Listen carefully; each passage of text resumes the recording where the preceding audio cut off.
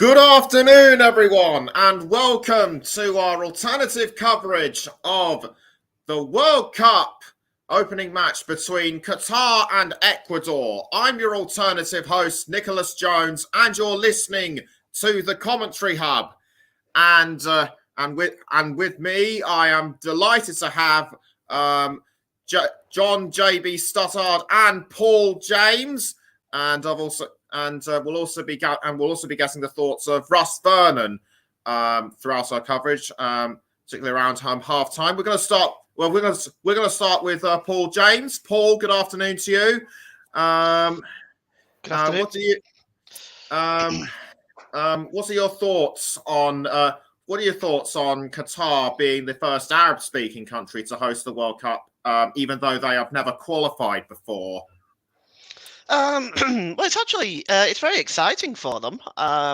They've got they're a fairly young country in terms of their independence, so they are in a pretty good position really to host this World Cup. They've regarding the ins and outs of it, which I'm not really going to get into, but it's their first appearance, as you said, at the World Cup since their independence in 1971. They came close to qualifying in 1990. They just missed out to the United Arab Emirates and Saudi Arabia in the final qualifying round, and of course they've done fairly well in friendlies up until now. They've beat Guatemala, Panama, and Albania.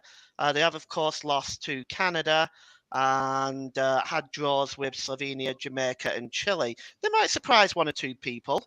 But I think that this is a big opportunity for Qatar to host this World Cup. I don't think it matters so much as what they do on the pitch as it matters so how well this tournament goes. For the next time, perhaps an Arab country wants to host the World Cup, Qatar can set a really good example here. It's a good opportunity for them.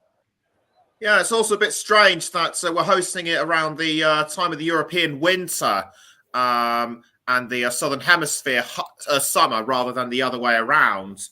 How will this affect everybody? Well, it's new, of course. It's not something that anybody's used to.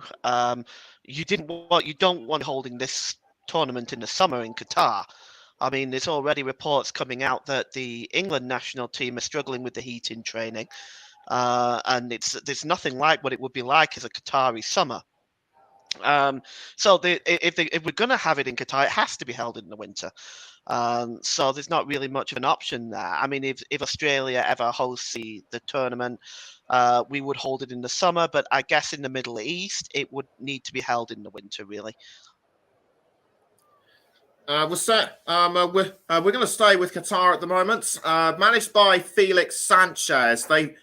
He's got plenty of experience at Qatar. He's managed the country from youth level since 2013. But Qatar's former managers include those who've had World Cup experience under their belts, such as Philippe Troussier. He managed Japan in the late 90s and early 2000s, and also the late Bruno Metsu, who managed Senegal's shock 1-0 victory over France in the 2002 tournament.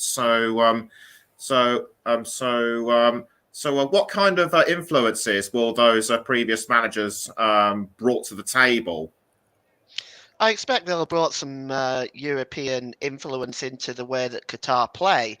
I think ultimately the talent on the pitch, they are one of two teams in the tournament, them and Saudi Arabia, that their entire squad plays in their own national league. I mean, Qatar have 13 players all from the same club, so they're probably going to know each other very, very well and could be used to playing with each other.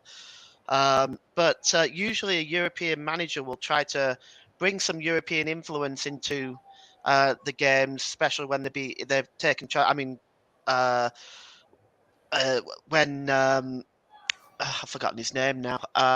When he took over Australia, the Dutch manager, what was his name? Can you remember? I don't even remember. He is when he took over Australia, he did a good job. Brought in a European style of play. So I think they're probably trying to do the same. Yes, I'm sure. Yes, I'm sure that. Yes, I'm sure they are. Despite all, despite all, despite what was talked about in the build-up, which we won't go into much detail of. We of course are hoping that it will be a we of course are hoping that it will be a World Cup to remember, despite what went on before. And to answer your question, it was Gus Hiddink who was the Dutch manager that managed Australia for the 2006 World Cup, their debut. They made the round of 16. Thank you. We'll get the thoughts from JB in just a moment. But one thing I will want to bring up is VAR. It caused a lot of controversy in the last World Cup when it debuted. Do you think there could be more of the same this time? I'm hoping not. I think most places have actually got this organised right now. It went well in the Euros. It goes well in the German Bundesliga. It goes well in Major League Soccer from what I've seen. It just seems to be the Premier League where things just seem to fall apart. So I'm hoping that that there won't be too much controversy. It's not what we want. I'm hoping, to be honest with you, that it's mostly not needed. I think that way everybody will be happy. I'm hoping that the referee will get the right decision on the pitch. If it does go to VAR, I'm hoping it will only go to VAR for clear and obvious errors.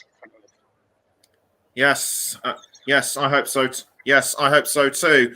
And seeing as we're now going to go into the team, seeing as we're now going to go through the teams and we've actually got the further thoughts of Russ Vernon on the VAR situation. Good afternoon to you, Russ.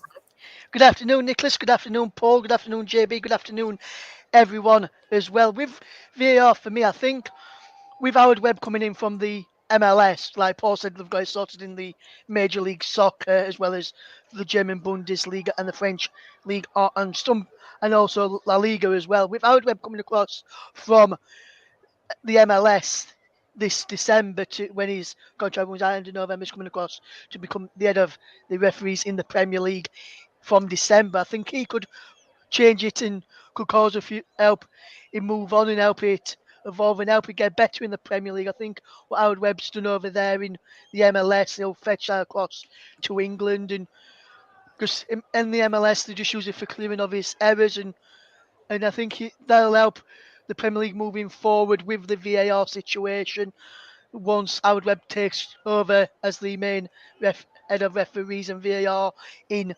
December in the Premier League. So hopefully it'll start to change. Maybe not Boxing Day fixtures, probably January for the rest of the season, and then the entirety of next season. Maybe we'll see some more consistent refereeing decisions and VAR decisions as well moving forward in the Premier League. Thank you very much, Russ. And we can now, thank you very much, Russ. Kickoff is in about 20 minutes' time, and we can now go through more details for each of the teams. So, and we can now bring in our main commentator, John JB Stottard. JB, good afternoon to you. Good afternoon to you, everybody.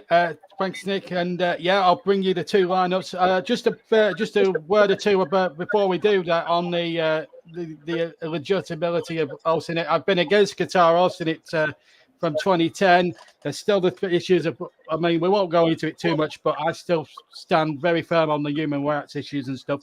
But let's hope the tournament actually supersedes what's been going on before, and we hope to have a great World Cup. It's a bit strange having it in the middle of winter, I will admit, but that's just the way it is, and that's how it's gone. So we've just got to settle down, suck it up, and get on with the game. So let's take a check on Qatar first of all. They've only lost 1 of 5 in their friendlies, but they have had 5 suspicious penalties given against them. That isn't a cue for controversy. Anyway, let's start with the side with Saeed Al-Jazib in goal, and then it's Miguez, Hassan, Ahmed, Isham, and Okuruli across the back. I think they're going to play 5-3-2. So Atim Al-Haydos, the captain, who's now going to make his 170th appearance for Qatar, Also, the top scorer is also one of the top scorers in the team with 36 goals. Karim Boudaouf, and then it's Arif and Ali up front with something in something of excess of 68 goals between them. As for Ecuador, a few familiar names you may remember, you may know, but Enner Valencia, the captain, being one, formerly of West Ham and Everton. But let's go through their side with Aaron Galdes in goal, and then it's Felix Torres, Piero Incan in Coque, Prebus Esteban, and Angelo Piquedo. And then it's Ibarra, Plata, Mendes, Gaido, and Estrada, and Enner Valencia up front. He's also the top scorer in Ecuadorian football history with 35 goals from his 74 previous appearance.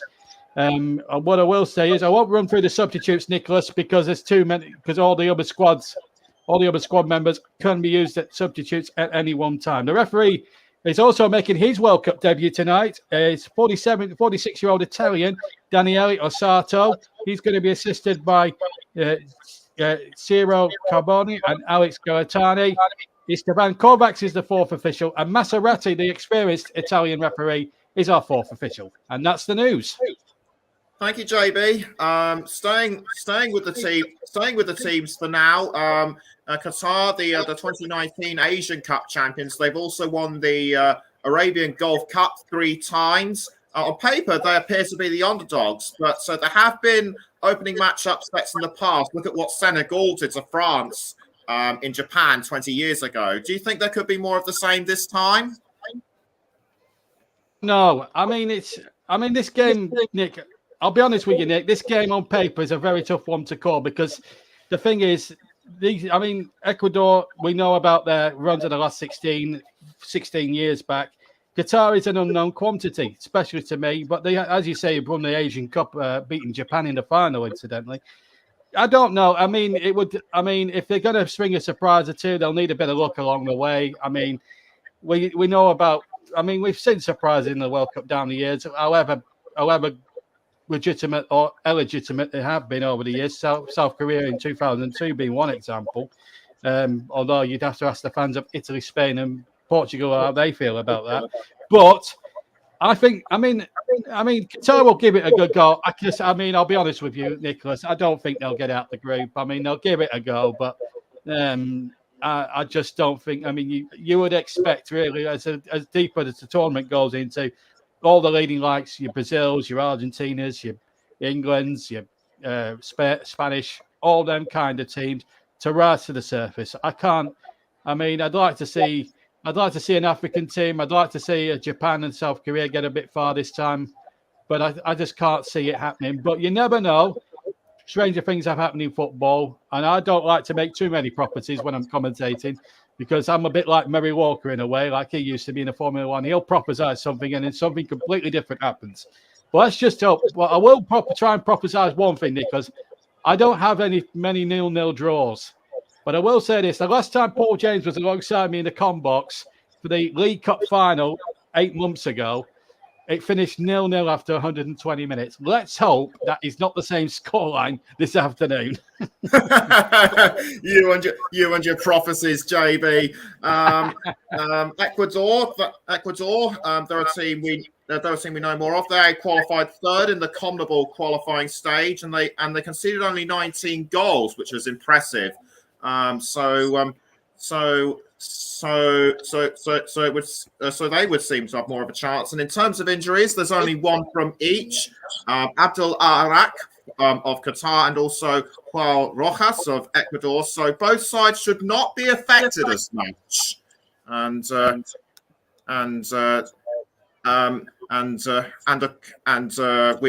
kickoff is about less than 15 minutes away now. So you're listening to the Commentary Hub with Nicholas Jones, Ross Vernon, JB Stossard, and Paul James. We're also live on the Commentary Hub 2, Storm FM, JB Sports, and Twitch. We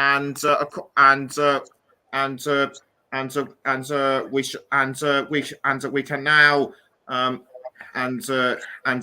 before we go into before we get into the main parts of the game, we can now ask JB and Paul what they think the score is going to be. Starting with JB, what's the score going to be? And we'll also get the thoughts of Russ as well. I will actually start with Russ. What do you think the score line is going to be, and why?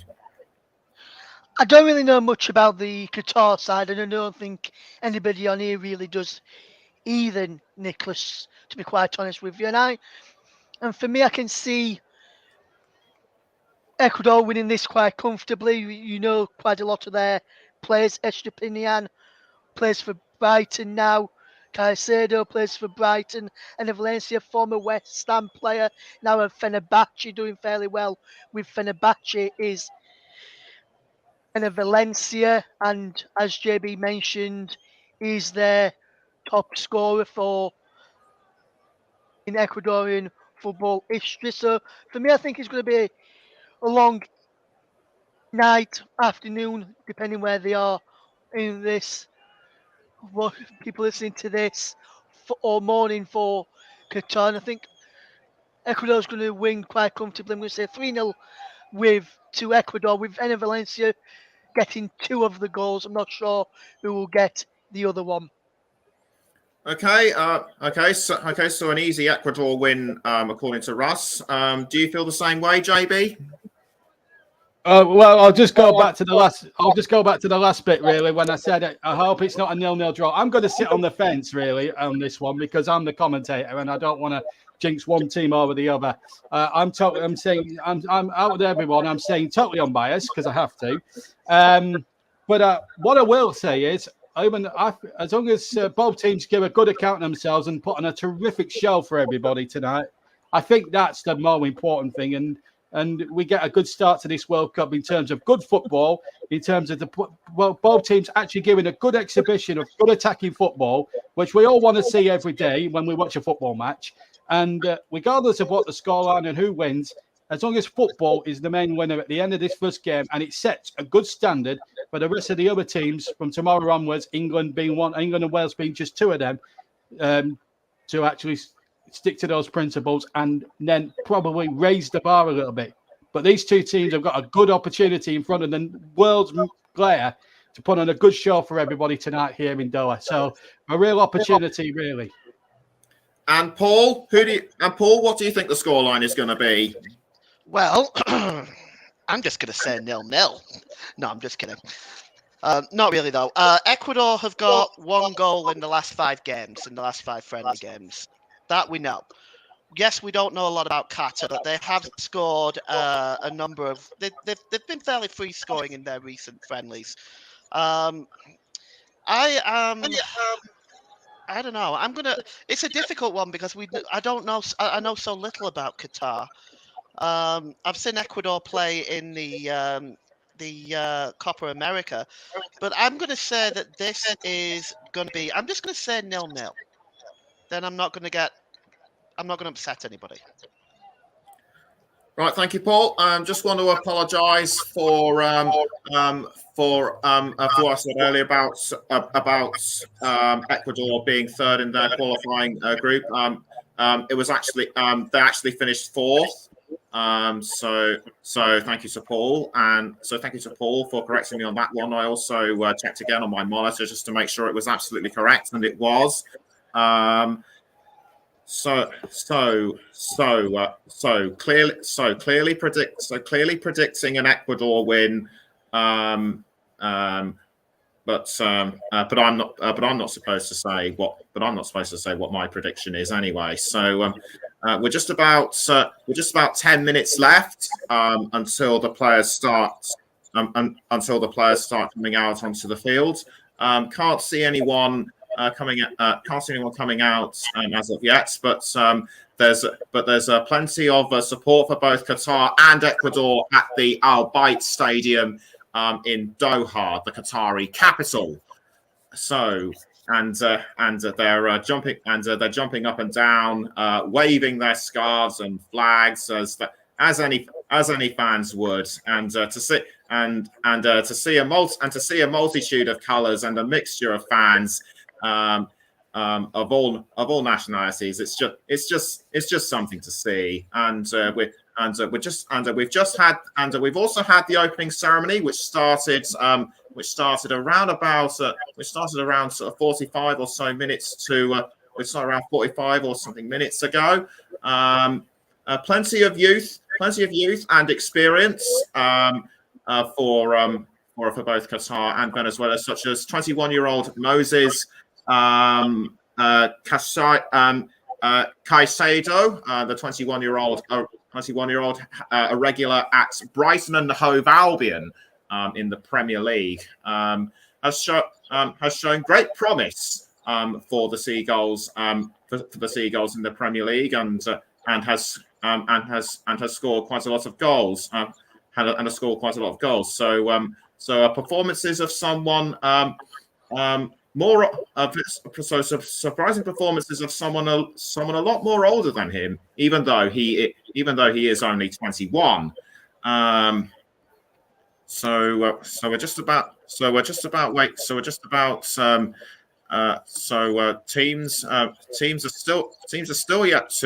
Teams are still yet to come out now, and Pervis Estupinan, he started 17 qualifiers, more than any other Ecuador player. So he will have featured quite a lot during the CONMEBOL qualifying stage. So we're just about we're actually coming up to 5 minutes until kickoff. The teams appear to be coming around at the foot of the tunnel, and the national flags and things that and the flags of both the Senegal of Qatar and Ecuador are displayed on the pitch. Final speech from Gianni Infantino, the FIFA president. He and FIFA have worked tirelessly hard over the past couple of years or so to get this tournament ready, despite preparations being hampered by the COVID-19 pandemic. But he and the team have pulled through. So full credit to them, and so after a 3-year period of qualifying, where nearly 2,500 goals were scored across 865 matches between nearly 200 nations, we're now all set.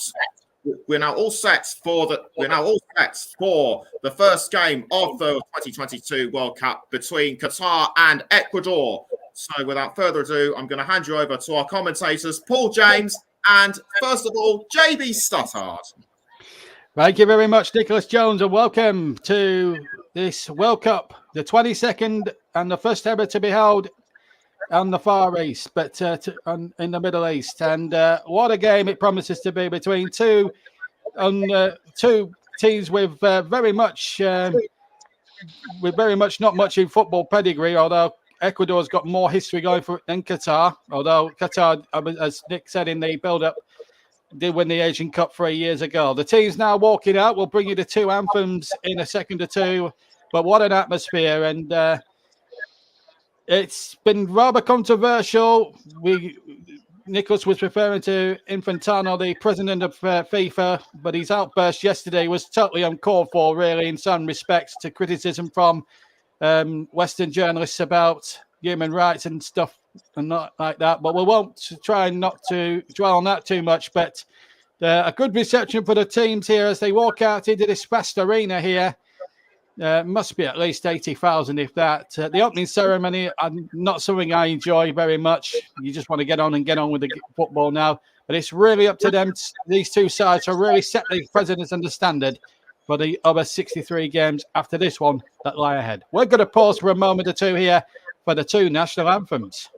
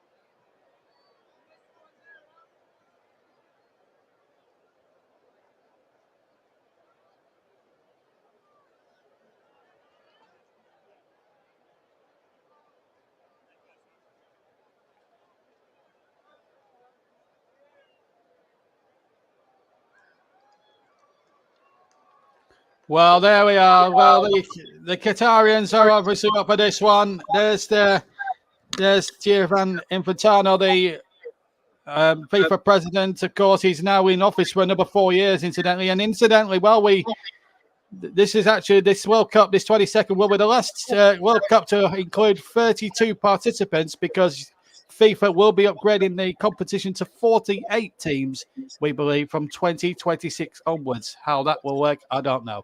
Right, we better check on the two teams then, shall we? Starting with, of course, Qatar, with Syed Al Shahib in goal for them.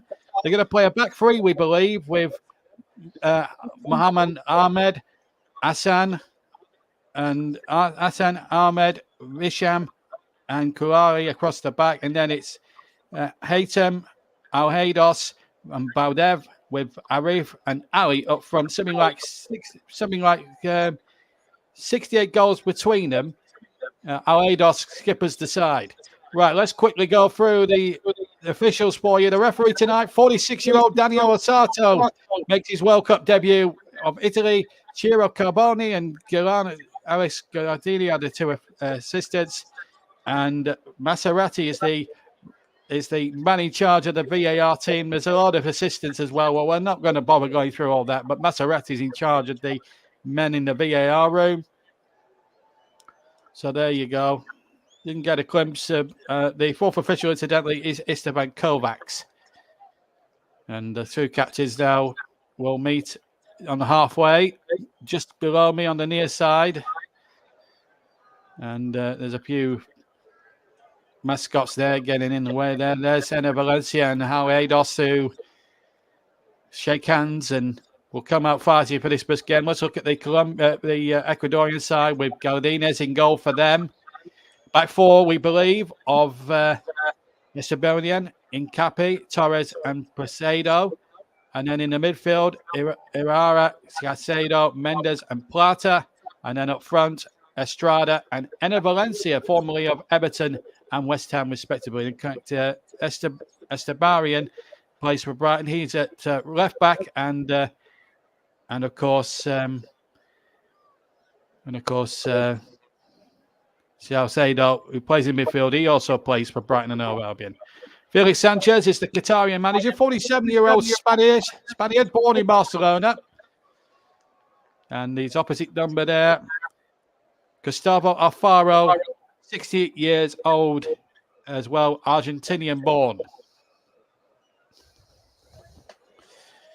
So we're all set to go then in the first group game.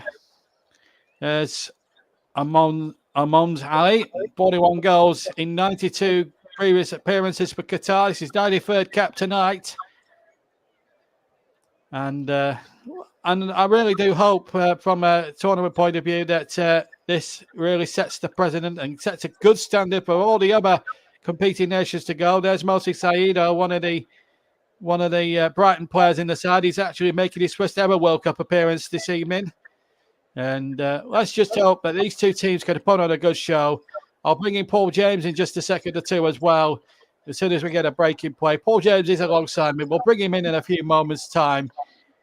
but there's so much pomp and ceremonial stuff to do. You've got to just get through that. And away we go, Qatar in red.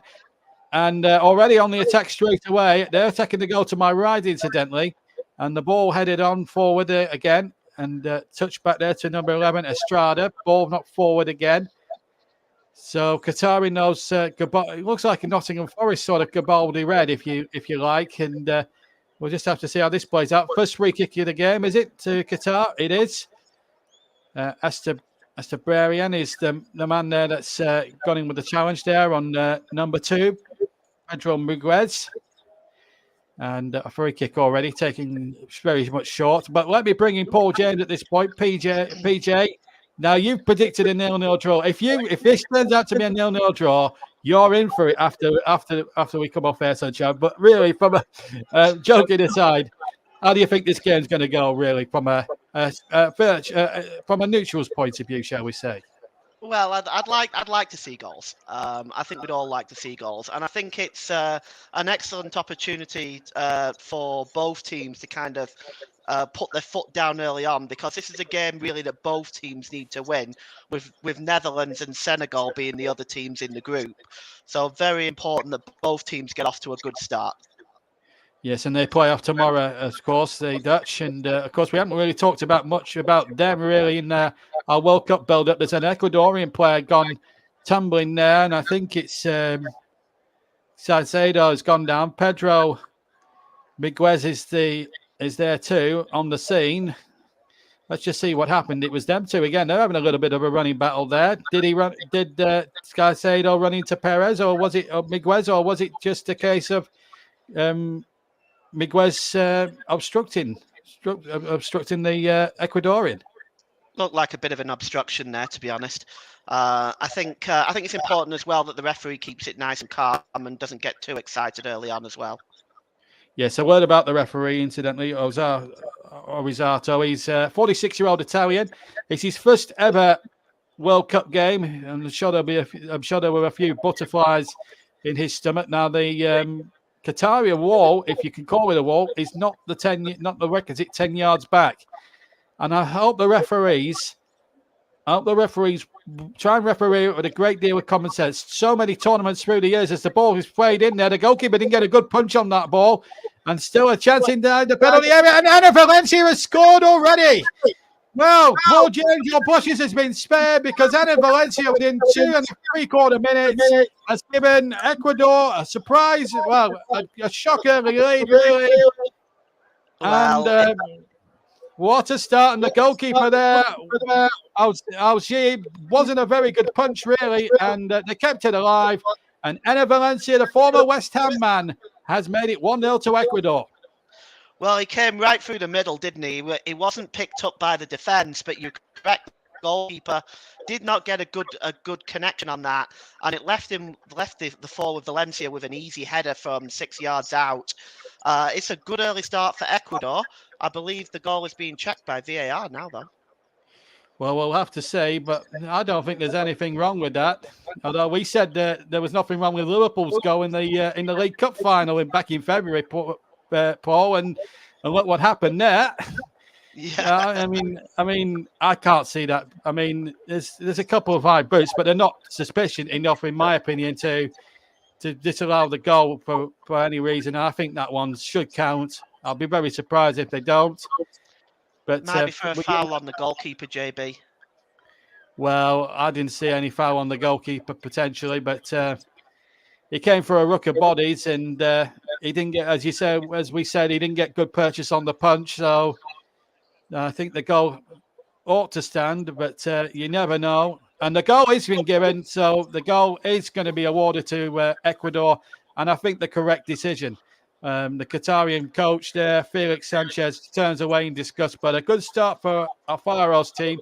Although from his expression, you wouldn't really show it.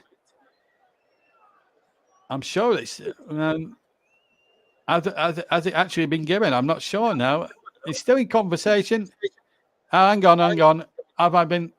Oh, he's given a free kick. He's giving it the other way. The goal isn't not standing. Well, that has baffled me. That has the goal not stood? It hasn't doesn't look stood. like Wow. it, JB. Yeah. I'd like to see that. Honestly, Paul, I'd like to see that again. Again, I mean, 4 years ago when they brought this system into the tournament, I got confused. I've just seen a replay there, and they freeze framed it, and it looked as if he'd come through two of his own players. Now, if that's been given for that, then that's absolutely ridiculous. Well, this is it, isn't it, JB? I mean, the one thing I said to Nicholas at the beginning was I was hoping VAR wouldn't play a part. And here we are, me and my big mouth again. Inside 7 minutes, we've got VAR giving. I agree with you. I initially thought, well, maybe it could be for a possible foul on the goalie. It didn't look much to me, and I think the goal should have stood. Personally, I think that's a pretty harsh decision, to be honest. Yeah, and Maserati, who I always give him credit for as being one of the best referees in modern generations. I'm afraid he's got that one wrong, and that, from a commentator's point of view, that really winds me up. It really does wind one up when these things happen. That looked a perfectly legitimate goal, and yet again, FIFA and controversy not far away again. Here's Maguires now coming forward. Can Qatar now? Well, they're out of jail, really, the Qatarians in that respect, because they should be a goal down, really. But there you go. That's just the way VAR is. It looked a perfectly good goal. I mean, the goalkeeper had come through two of his own men. That's the point, and it baffles me that Maserati, an experienced and good, high-quality official that he is, could give a decision like that. That is a disgraceful decision, I'm afraid. Anyway, let's see. As Chazezo plays the ball over to Estepan. The two Brighton players passing to each other at the moment. If I do mispronounce a few of these players' names, I do apologise. It's the first time I've ever covered these two teams in any sort of game, so I haven't really had too much time to familiarise myself with this too much. But we'll do our best here, Paul, James, and myself in the commentary box. We're live here on JB Sports, Storm FM, TC Hub itself, and TC Hub 2. We're also live on Twitch for the record. And if you want to check out our Twitter handle for all the news and views from the World Cup in between our live games, you can check out that commentary live one. And we will have our player of the match, of course, sponsored by Barry Swain's commentary services. So we'll still have our supplementary award, as we always do for live TC Hub matches, whether they're in this competition or in domestic league football. As the ball is played forward towards Enner Valencia, who tries to nod the ball back inside the area. Ecuador attacking the goal to our left, incidentally, in those yellow shirts. It's almost like watching Brazil in a way, but they're not called Brazil, of course. They're called Ecuador, as you well know. And, well, they get a throw in line almost with the 18-yard box, so it still remains goalless. Well, when me and Paul were last together in the com box some 8 months ago for the League Cup final, we had controversy and a goalless draw in that one. Let's hope this isn't going to be another prophecy of doom. Let's hope that we can see a few goals in this game. But at the moment, the sign's looking good, certainly from an Ecuadorian point of view. Ball played into the penalty area. And now the ball comes to number 7, Purvis Estepanian. Gets the ball out there. Number 10 now on the ball is Ibarra. Ibarra now uses Estepan again. Estepan gets the ball back a third time, right on the left-hand touchline. They're going field to the centre circle where number 20 has it. Mendes chips the ball forward, looking again towards Enner Valencia. The goalkeeper punches away, this time Al-Shaib, and does a better job this time. 9 minutes gone here on all TCF platforms. It's Qatar 0, Ecuador 0 in the World Cup Group A, of course. Netherlands kick off their campaign in the group tomorrow, sandwiched in between England against Iran and then Wales, of course, taking on the US. And you can hear all three matches live on the TC Hub. The England one commentated by our host this afternoon, Nicholas Jones. And he's really looking forward to that. He's not tired of telling us how much he's looking forward to that one. Free kick against Qatar for a foul on Enner Valencia by Bassam, number 15. And hopefully this time they can... the signs, Paul, in the opening 10 minutes or so, Ecuador do look the more threatening side. Yeah, they do. They definitely got most of the possession and trying to press the game more. That didn't look a free kick to me, by the way. That it looked like he went down far too easily there, although there was contact made. Russ also advised us as well that the goal was chalked off for offside. Although, like I agree with him, I couldn't see where the offside was. Well, it swings and roundabouts, really. But if Ecuador were to score for that free kick, which they haven't, it wasn't a very good free kick, really, by Echeprian of Brighton. It wasn't the best free kick we've seen him put in. But if they are to score in the next sort of 10 minutes or so, then all that controversy will be erased, that's for sure. Anyway, a throw to Ecuador. Good challenge there by Hassan, number 3. 10 minutes gone. Qatar starting to hold their own a bit. And Hassan there with a really robust but fair challenge there on number 19, Plata, who will work on that right-hand channel in this first half. It's going to be a throw-in to Ecuador, almost on line with the Qatarian 18-yard area, headed forward again. It was towards Estrada, and it's nodded behind for a corner now to Ecuador. Came off Gahuki. Some of these names are so unpronounceable. Some of them, it's unbelievable. I haven't had too much time to practice. This is how much it has been. But anyway, corner kick. 11 minutes gone here in the opening game here in Qatar, the World Cup 2022. Corner kick to be taken on this far side, the right-hand side. Casado right in on the goal line there with Bassam and the goalkeeper as well. The referee now looking for pushing and jostling. We don't want to see a fussy referee. Don't want to see the referee have too much of a fussy game.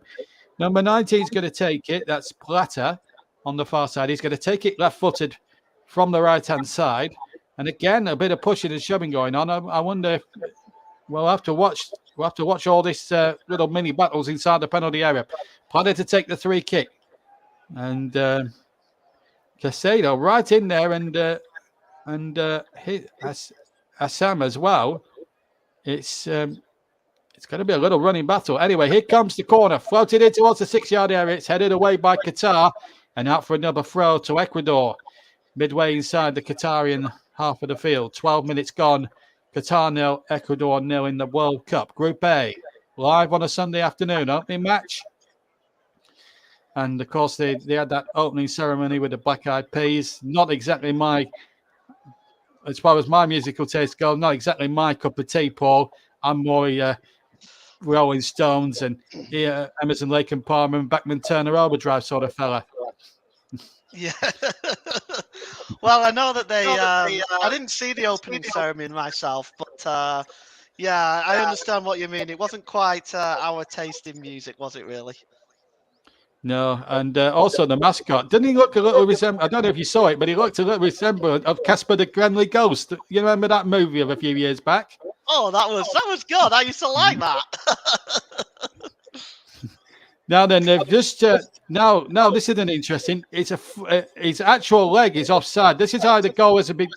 We've just had a replay come through on our monitors here, folks, of the goal that's been why the goal was disallowed.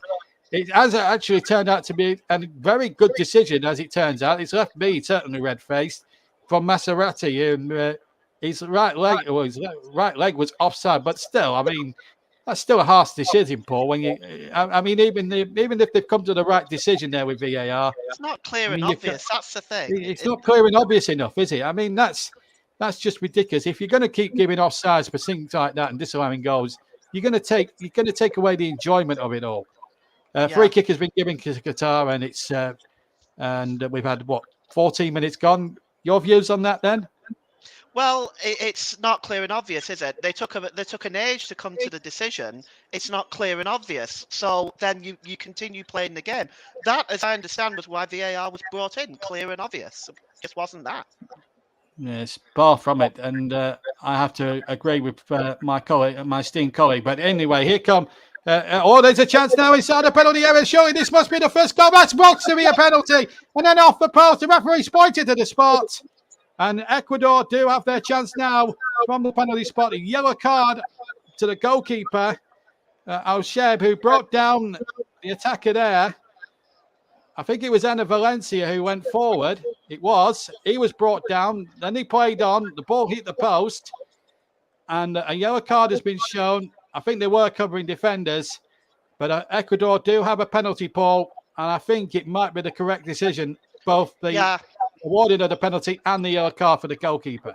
Yeah, I believe it was a penalty. He didn't make a huge amount of contact with him, but the fact is he made it with his leg. So when you're running, any kind of contact on the leg can make you stumble and lose your balance. I have no problem with that decision. That, for me, is a penalty. Yes, and the man who was fouled, he's going to take it. Valencia, who has 35 international goals from 74 previous appearances, winning his 75th cap here tonight. Has a chance to, and he's also the highest Ecuadorian goal scorer in his long illustrious history. Could now make it goal number 36, the captain, if he can beat Al Shaib from 12 yards. 15 and a half minutes gone then in this Group A game here in Qatar. All the Qatarian supporters in their sheikhs outfits hold their head, hoping that the goalkeeper can come up with a miracle save as Valencia steps up, right-footed. Oh, easy as you like, cool as you like, sends the goalkeeper the wrong way. The ball goes into the right-hand corner, and Enner Valencia, who had a goal chalked out earlier on for a very dubious offside decision, finally does get his goal, and just maybe, for once, justice has been done. Qatar 0, Ecuador 1, 16 minutes gone, and Enner Valencia scores his 36th international goal, Paul. Yeah, it was a lovely penalty, wasn't it? Just nice and cool, right into the corner. Difficult even if the goalkeeper goes the right way to get to that. Yeah, absolutely. Good penalty. He gave the goalkeeper the eyes, and he showed a little bit there to the goalkeeper. The goalkeeper guessed wrong, obviously, sent him the wrong way, but the clues were there that he was going to go to the goalkeeper's left-hand side, and the goalkeeper chose the wrong option. And but Valencia made it obvious he was going to the keeper's left. But there you go. This is where goalkeepers really do have to really do their own work. But it was a definite penalty. Yellow card for the goalkeeper. The reason why he wasn't sent off really was because they were covering players around him. But Ecuador in front, 17 minutes gone. And I think on balance of play, it's, a deserved lead. And this is where now we've got to see the real Qatar now stand up and take notice as they come forward again. And they get, what did they get here? Now, is it given a corner? There was a run there by Miguez. He got a bit lucky on a couple of occasions, but then I think his luck ran out. Goal kick has been given. But now, what will as we just see, Al Shaib there, it's just been confirmed it's a yellow card for him. Now, this is where now the real Qatar, Paul, has to stand up. In fact, a free kick's been given for offside, we believe. But this is where now the real Qatar has to stand up and be counted now, because they're behind in the game. They really do now need to come out and attack and really give a good go of themselves, because at the moment, in the first 18 minutes of this game, they haven't really done themselves any justice at all. No, you're absolutely right, JB. They've been a bit deer in the headlights type. It's been they're going to have to. It's a real test of their character now. They're going to have to stand up and start being counted, because at the moment, Ecuador are looking like the host team. It's not. Qatar appear to be a bit overwhelmed at the moment. They need to just calm the game down a little bit, slow it down, and start to create their own plays. Absolutely, and of course the Ecuadorians haven't been squeaky clean really when they qualified for the tournament. There was a few bits of controversy in that, so much so that Peru, who finished just outside the actual qualifying section, tried to launch an appeal to the Court of Arbitration for Sport, but there was so Ecuador's participation was in doubt up until about a week ago, but then the Court of Arbitration threw out Peru's case, and which has allowed Ecuador. So that's 4 goals in 4 games. As they're going for number 2, is it potentially? The ball is knocked behind, but it's a good run in behind there by Purvis Estepanian. He got in behind the Brighton man, and then the ball knocked back into the 6-yard area. And I think it was Estrada who got the header in. There's a little collision inside the area between the goalkeeper and one of the Ecuadorian attackers. I think it was offside anyway. Estepanian anyway, as the ball was played. So I don't think the goal would have counted. But again, as you were saying, Paul, Qatar like rabbits in headlights here at the moment. And they were very lucky not to go 2-0 down at that point. Yeah, at the moment, Ecuador just seem to want it more. And I think right now they're giving the ball away a lot to Qatar at the moment as well, turning the ball over. They look sloppy in midfield. There's work to be done on that for that team to get back into this game. At the moment, Ecuador are playing very fluent football, looking like a true South American side. A true South American side indeed. It could be like watching Brazil with those yellow shirts on, but it's not, I'm afraid to say. But hopefully I'll get my chance to watch the Brazilians later on in the tournament. It's always a treat when the World Cup comes around. It's a shame it's every 4 years, so you have to wait. But it's been 4.5 years, and again, Qatar again not trying to play off of the back, which is a dangerous play. And it was almost down at Blackburn Rovers last week in that Lancashire derby when they played out from the back and cost them a crucial second goal scored by Anas Sonori. In fact, has been called up to the Moroccan squad and has been integrated into the team. It was almost Blackburn Rovers Mark II there, Paul, wasn't it? Can you remind me, JB, what was the score in that game? I believe it was 3-0. All right, I'll stop. No, I'm a Burnley fan, but no, we're still crowing about it a week on. Yesterday I actually watched the Burnley match again. It made great viewing. Now, what's the card been given for here? And I wonder if is he giving it? It's one of the Qatarians again. It was number 19 going in there. He went in very hard actually. Ali, the one has been booked. So that's 2 Qatarians being booked. And I have to say, as bad as they've been in with the football side of things, their discipline has been quite of an ill-disciplined variety. It also, in fact, their challenge, their style of tackling reminds me of what Cameroon did back in 1990 to the Argentines. Yeah, they're a bit reckless, aren't they? We know the rules for suspensions in this tournament. Alimiaz Ali, I believe, is the leading scorer for Qatar as well. They can't afford to be without him. He's got 42 goals in 85 games. Yeah, that's it. That's true. 42 in 85. He's their top scorer in the squad. And, of course, Al-Haydos, the captain, has got 36 goals. But it's still Ecuador on the attack again. And they're looking, every time they pour forward the Ecuadorians, they do look like scoring. When coming up towards the halfway mark of the first half here in this opening game of the Qatar World Cup. As I was saying at the top of the game, really, that this will be the last World Cup with 32 participants. So we're just looking at the possession stats: 30% Qatar, 58% Ecuador. Not a great surprise, really, in terms of possession, really. But there you go. It's very much Ecuador on top. They're leading on the scoreboard as well. Could have been more, really, if truth be told. They've had the ball in the back of the net twice. One has been allowed, one hasn't. And they look very confident and very comfortable on the ball. And they've really silenced the locals here in Doha. There's no question about that. The same, of course, this is actually the first ever World Cup that's been held in a southern or in a northern hemisphere winter. All the rest, the previous 21 World Cups before that have been held in northern hemisphere summers. So this is sort of a Christmas style of World Cup. So, but it has caused a lot of frustration amongst leagues around the world and stuff. But I guess you just have to get used to that fact. We may not ever see a World Cup like this ever again. They will go back to summer. But, this will be the last World Cup, as I say, with 32 teams. They're going up to 48. Free kick to Qatar. What's your view on FIFA for the next World Cup now going up to 48 teams from the existing system that belies 32? Is it to give more countries a chance to qualify, or is it just a marketing point now from FIFA to extend the tournament by another week or so?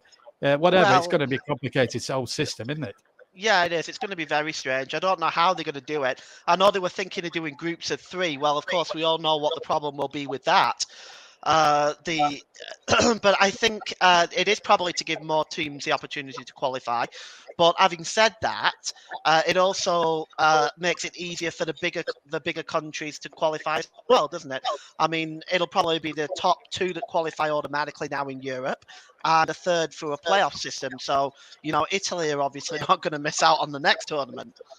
Yeah, but then there's another problem I've looked at there, and you're missing nothing, by the way, folks. But another problem I've just looked at, studied hard at the system. It means players are just going to, players are going to be treated like robots in that tournament. They'll have come off a full season in Europe. So they'll have played something like 50 or 60 odd games if you're a Champions League side and you get all the way to the final, plus cup finals and stuff, cup runs and stuff. And then you're expected to play another 10, 12 games. It's just not possible. Players now have to be wrapped up in cotton wool these days. That's another flaw in the system. But FIFA will still press through with it because they're the world governing body and they can do what they like, unfortunately. Yeah, I agree with you. It is going to be a problem in terms of player endurance and player fitness and the potential for injuries. It seems we haven't learned a great deal from what happened with Christian Eriksen in the Euros last year. If you're going to allow this to go on, you've got to be fair in your dealings. Personally, I don't like the Champions League format. We talk a lot about games. And they're looking to extend that as well, aren't they? Yeah, exactly. So, this is not helping. The European Cup, as it once was, used to be a round of 2 legs, first round, second round, quarterfinals, and so forth. Why can't we go back to that? Why do we have to keep increasing this? Unfortunately, it's about money, and and another thing that annoys me with international football these days, the Nations League, it's another cash cow for UEFA, and of course FIFA will benefit out of that as well. So, that's just the way football is. We'd like to go back to the old days. It's just, unfortunately, money talks in this game of football. It's a business. It's not a sport anymore, which is sad, really, from that point of view. That's why you never hear Chris Whiteman really do many commentaries these days like he used to, because he's falling in love. He's falling out of love with the sort of the modern game. But anyway, we're here. Let's get back to this game. You've not missed anything, by the way. We've had 26 and a three-quarter minutes here on all the TCF platforms. Good evening to everybody who's watching or listening to us on all the major platforms, on JB Sports, on TC Hub, TCF2, and Storm FM, Mike Arneman's channel as well. And of course, we're live on Twitch, so a big shout out to all our Twitch followers as well. And if you are a big fan of Twitter, for the moment, well, depends on how long Elon Musk leaves it before potentially closing it down. There's been rumours about that the death nail's going on Twitter, thanks to a certain Elon Musk. But for as long as Twitter is still around, you can check out our Twitter handle for all the latest news, views, and gossip at Commentary Live 1. Okay, Commentary Live 1 is our Twitter handle. Anyway, let's go back to the game, and it's Ecuador in possession in their own half. And here's number 20, Mendes on the ball. Ball comes back, and here's number 7 here, Pervis Esteban. He's having a lot to say for himself in this opening 28 minutes or so that have almost elapsed here. Mendes in possession once again. It's pretty much easy now. Qatar have just got to. I've just got to pressure more because they're allowing the Ecuadorians to have all the play, and that's not a bad ball, really, if Valencia could get on the end of that, but he couldn't. But Qatar, again, not very good in clearing, and in the end, the shot came in right-footed and scooted over the top of the crossbar, but the Qatarian supporters are not letting up too much. They're still trying to create a good atmosphere around the stadium, despite their team not exactly being at their astute best at the moment. But Qatar really need to come out and start playing a bit of football. Well, they'll get a free kick, and a yellow card has been brandished there. That's the third card. Casado of Brighton has been booked, and a yellow card there. Let's have a look at the replay. He didn't get any of the ball. Certainly got a bit of the man. Fair decision, Paul? Yeah, absolutely. It was an unnecessary tackle as well, to be honest. He didn't need to do that, but it's down to the discipline, isn't it? But fair decision in my mind. He definitely caught him. Is moving away from the player. Could be considered a professional foul, so I got no problem with that decision. Yeah, well, we'll be obviously every World Cup. There's always a focus on the referees to see how much they'll clamp down on tackling in this tournament. In any World Cup tournament, obviously the FIFA directive is to always be tough. I hope FIFA don't treat the referees like world bots, really, in a lot of respects. I mean, I've been a big critic of Premier League referees in the past. We've got 2 representatives refereed at the World Cup this year, as opposed to Don 4 years ago. Michael Oliver of County Durham and Anthony Taylor of Wythenshawe, Greater Manchester. They're both there as referees this time round. So, of course, the last Englishman, in fact, 2 Englishmen have refereed the World Cup finals in previous years. Jack Taylor from Wolverhampton in 1974, and then Howard Webb in 2010, where he took charge of a very, very much an ill-disciplined Netherlands side, beaten by the Spanish flair after extra time.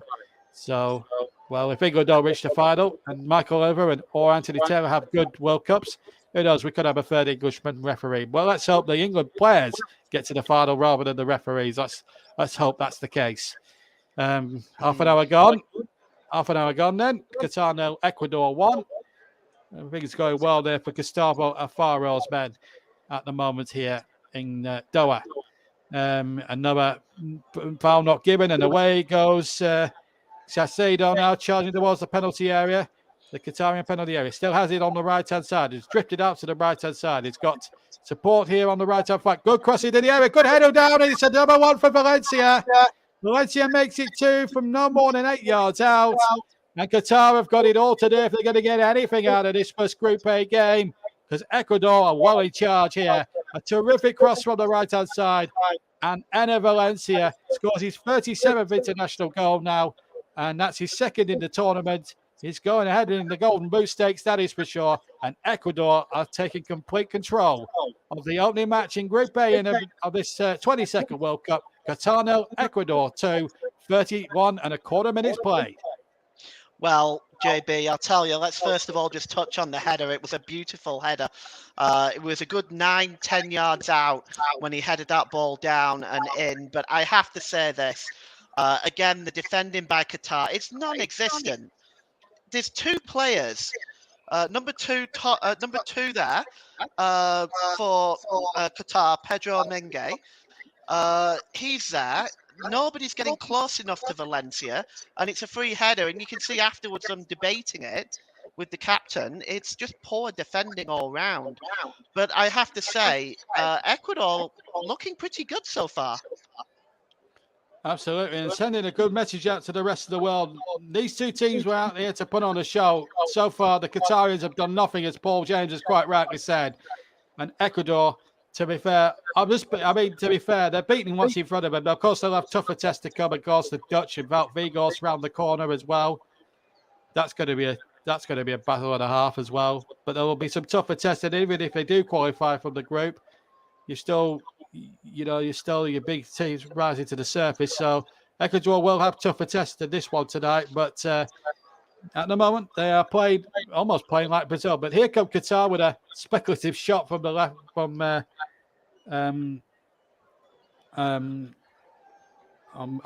can't pronounce it. Hassan, number 3, Hassan with the shot.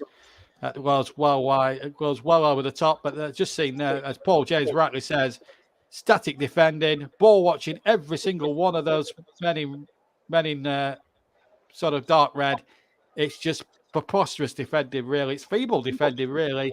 And Qatar really do look like the whipping boys in this Group A, I have to be honest with you. And the togetherness there in the Ecuadorians is there for all to see. So plenty for Felix Sanchez, the Qatarian manager, to do. And then once again, another Qatarian player down. And remember, Miguez, I think Miguez could be in some sort of trouble. The referee going over to him. I don't think it's a card there. He came in very hard on Estranta, I must say, Paul. I'm amazed that was a tough challenge. I'm amazed he hasn't picked up a yellow for that, actually. Well, you see, this is the consistency, isn't it, when they're handing out the cards? Sometimes they're given for things that they should be given for. Other times they're not. This was one of them cases where I agree with you. Perhaps a yellow card should have been given there for that challenge. Well, nevertheless, it's a free kick to Ecuador, who are 2 goals clear and have been, by a lot of Coronation Streets, the better side, to be perfectly honest. Well, let's see if they can get a third one, but that would really put Felix Sanchez under a lot of pressure. His half-time team talk is difficult enough at 2-0. Imagine what it'd be like if we go 3-0 down before the break. Free kick comes into the penalty area. Again, the Qatar not clearing very well at all. And it broke for a second or 2 to Plata, who just couldn't control the ball. And in the end, Qatar did just about enough to get it away. But the the ball now back with Galindez, who's practically been a virtual spectator in the 35 minutes or so that we've been playing. He's had hardly anything to do. But when you're a goalkeeper in the World Cup, you expect to have something to do at some point. Galindez in the Ecuadorian goal has had nothing at all. Don't forget, tomorrow at around the kickoff 1 o'clock, Nicholas Jones is in the comm box for England's first match of the World Cup. He'll be bringing you live commentary from the TCO commentary. The man who brought you our coverage, our brilliant coverage of the Lionesses victory in Euro in the recent European Championships just gone in England for the women. Well, he's got to try see if he can work the same magic anyway for the men as he commentates on England against Iran. And then there's going to be Wales as well in action against the US. That's at 7 o'clock tomorrow. We'll have both those matches and we'll have the Netherlands game as well. So 3 matches to come in the World Cup for you tomorrow. But here, it's Qatar 0, Ecuador 2 with me, JB, John Stuttard and Paul James. And another yellow card for one of the Qatarian players. Karim, this time the offender, number 12. Karim Boudaf, to give him his full name, making his 116th cap. And once again, for a player who's got nearly 116 caps, that was a schoolboy type challenge, and it was an awful challenge on Eder Valencia, Paul. And he's still down, by the way. Yeah, right into the back of him. Right into the back of his leg. That must have been incredibly painful. And again, it's sloppy, it's careless, it's undisciplined. And he's been booked for it. You should be. You should be. Absolutely, you should be. And for such an experienced player, it's a poor do. It's just not good enough, really. Poor do it is. And, yeah, Qatar just... And, you know, I mean, some of these players, though, have got well over 100 caps between them, Paul. And from what I've seen and what you've seen, they've played as if they've never played together most of their lives. I mean, they've only lost one in their last 5, albeit some of the friendlies, they had some generous decisions, I believe. They had 5 generous penalties, I think, in some of the warm-up games. But referees will not stand for any nonsense. I mean, they don't know how to tackle. They don't know how to pass. And for a team that's got such vast experience, okay, they've won the Asian Cup and all that sort of thing, but it's a totally different league compared to the World Cup finals, surely. And they're being found out at the moment. We've seen 37 minutes of them. And my conclusion at this point, so far, they are being found out for the minnows and the whipping boys they were destined to be. Yeah, absolutely. And to be honest with you, 13 of this squad play for the same club, Al Saad. They all play in their Qatari domestic league, so I suspect they should know each other fairly well. In terms of team spirit, but there's a look on Felix Sanchez's face that says a million words, and I don't think it's a face of happiness right now. It's a face of thunder because his team are badly letting him down at the moment, and that must be hard for the coach because he's gone in there with it. Let's face it, they are the hosts. They are expected by the hierarchy, the president, and everything else to try and do a good job and not embarrass the nation. But at the moment, for 38 minutes, I'm afraid they just haven't been good enough. They haven't been at the races, and to be quite honest, they haven't played as a team, and it's been so easy for Ecuador, not taking away from their brilliant performance themselves. Of course, you've got to beat what's in front of them, but Ecuador will get tougher games as the tournament goes on, and then we'll see the real Ecuador stand up. But it's been very much... But if Qatar now could, for the next 8 minutes plus injury time, could actually try some of the effort and try and get themselves back into this game, then we might look on them a little bit more favourably than what we've had done. But it's been so easy for Ecuador at the moment, and here they go again. They're up again with Valencia. He's on a hat-trick, of course. I tell you what, he's making a statement, Eder Valencia, for the Golden Boot already. 2 goals to his name, and of course, other players will start firing later on in the tournament, obviously. But Eder Valencia really has shown what he's all about, really, in this 35 minutes has been played, and is showing what a good player he was when he was at West Ham and Everton, Paul. Yeah, he's been impressive early on. 2 goals, it's certainly a good start for him. It'd be a huge confidence builder going into their next game. He's been impressive, and he's really been a threat in the final third.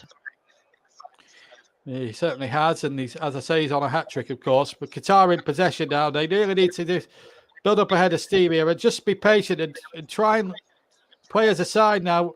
Even if no, they got a corner out of it. No, they haven't. It's a goal kick, and well, number 14, they're trying to make a little bit of inroads. Ahmed, but he can't. Obviously, he wasn't going to get anywhere near. But well, this would be like a proper FA Cup sort of third round game. This one, Ecuador, the overwhelming favourites, of course. Qatar, the underdogs, the sort of Lincoln City or Sutton United, of course, equivalent really. But at the moment, it's not going to an FA Cup style tradition. Of course, I was commentating in the FA Cup a couple of weeks ago. That terrific game between Derby County and Torquay at Playmore, which ended 2-2.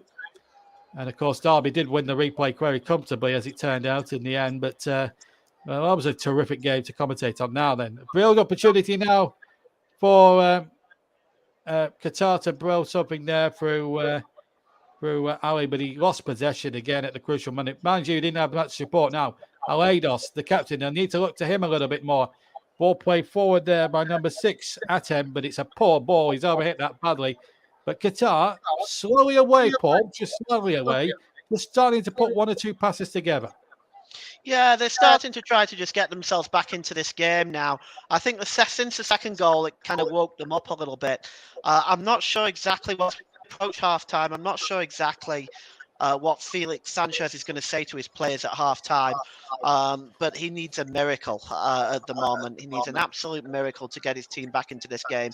And of course, for them, they at this point, if they lose this game, they're going to have to get something out of the Netherlands if they want to qualify from the group, and I don't see that happening. No, only the top 2 qualify, incidentally, from each group. No third place, best third place team like you see in the Euros. Purely and simply the fact that the last European Championships had 24 teams as opposed to the 32 that's in this tournament. So it's only the top 2 qualifiers. So the stakes are pretty damn high even at this early stage. But Qatar started to put one or two things together and started to stretch Ecuador a little, and they've got a throw. Good burying forward by number 14 there, Ahmed. There's another. Oh, that could be a bad blow player for Ecuador, because Enner Valencia, in making a challenge, has hurt his knee. There was an accidental collision between him and Boudaf, and this could be a real problem if he can't continue, Paul. Enner Valencia, he doesn't look too comfortable. No, he doesn't, and this is not what he or Ecuador would have wanted.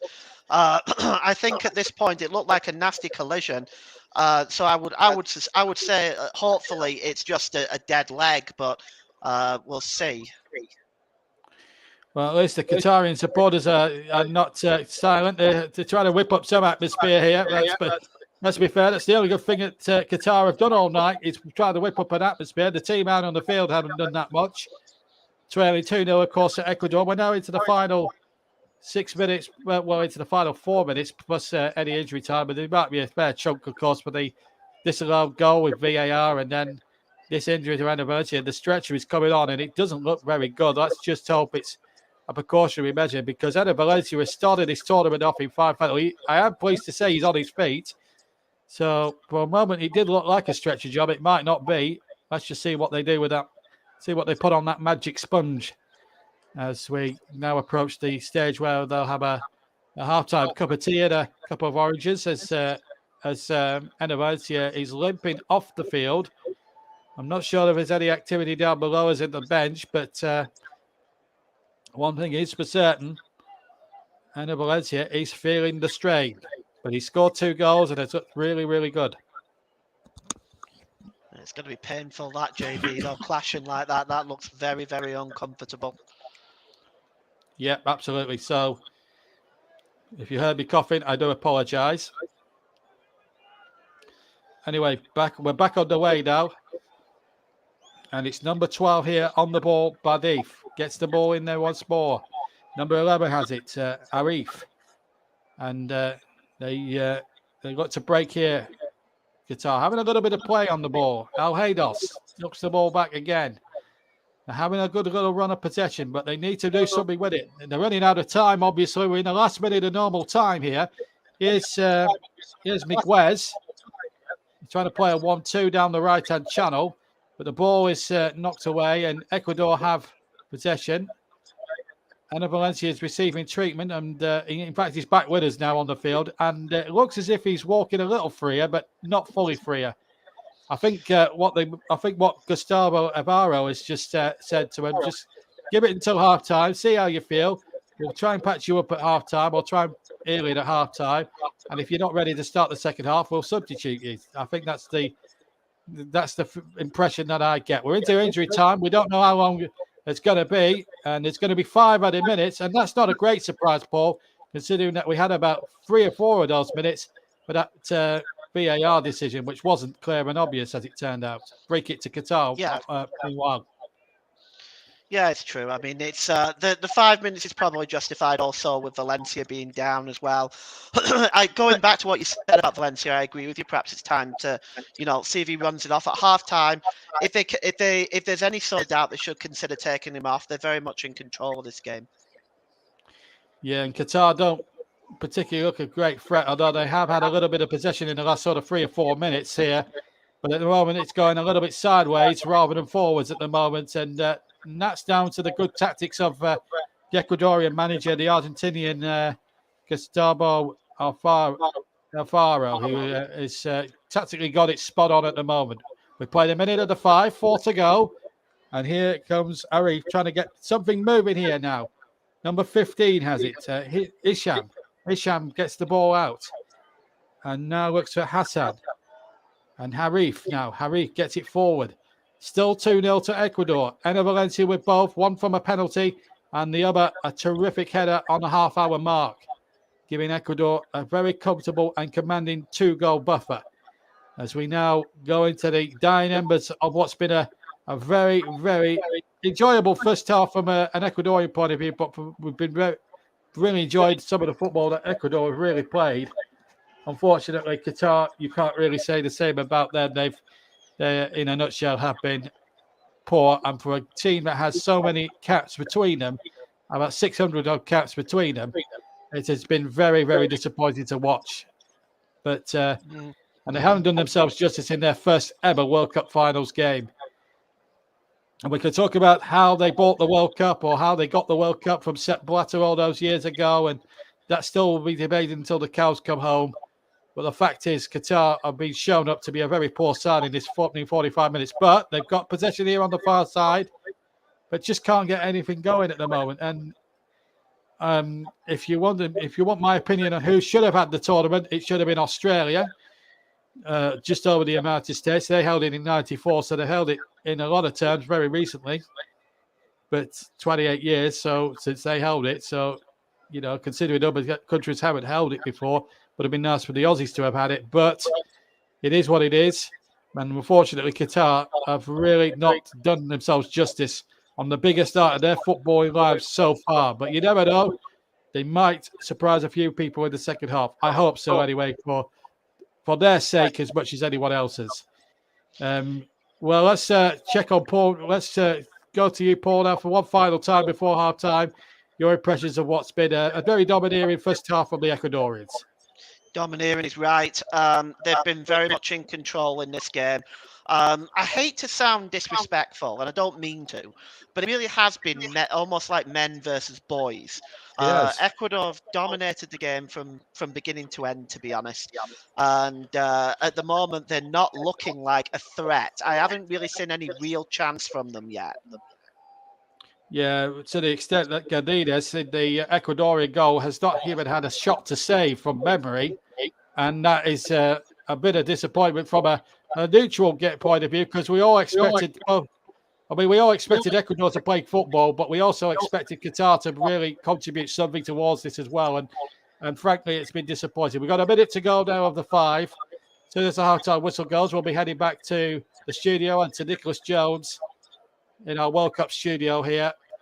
But at the moment, it's been a very disappointing first half. And I'm sure Nicholas and Russ Burden, who's our special guest this afternoon, the brains behind, or part of the brains behind this brilliant channel that we've got here at the TC Hub, will chew the fat on the first half. I'll get myself a nice cup of tea I brought me Darjeeling along to Qatar for the tournament. Yeah, I can't be without my English tea.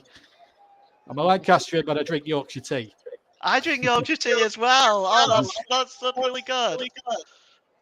Yeah, well, I got converted by family. So I used to be a PG drinker, but I got converted by close family and friends. So they begged me to drink Yorkshire tea, and I've not stopped drinking it ever since. Anyway, chancing for Qatar inside the 6-yard area.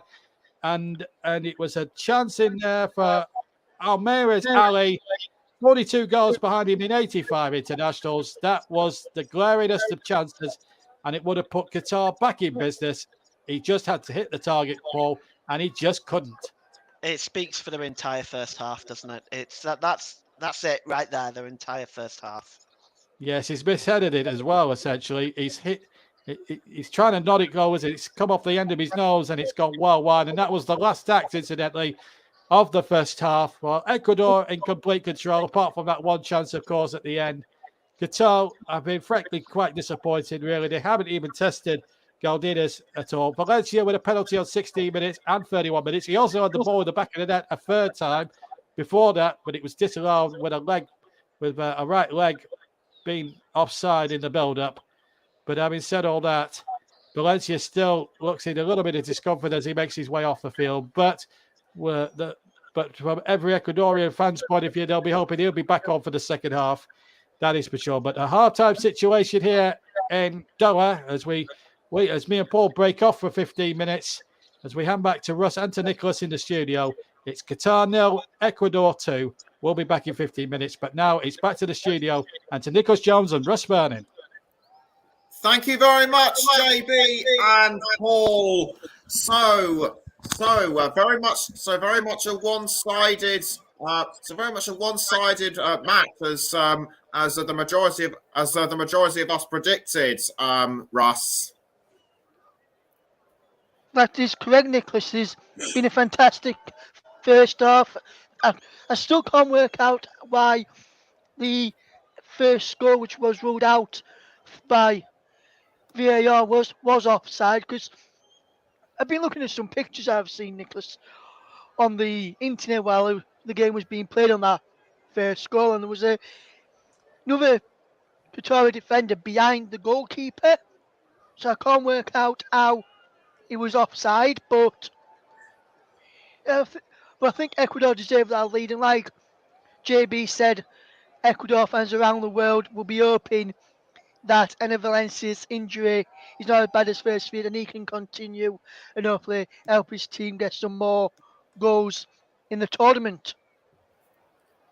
And Almoez Ali, who was booked earlier, he came excruciatingly close to leveling it for Qatar. Did you actually think he was going to do it? It came very close, Nicholas. I didn't think he was actually going to do it, because I think. No, sorry, reduce the deficit. Yeah, I don't think he was going to do it, Nicholas, because I think when you look at the Ecuador defensive doing really, really well, and the goalkeeper is a lot stronger than the Qatari goalkeeper in back five, and that's no disrespect to the Qatari goalkeeper or defenders.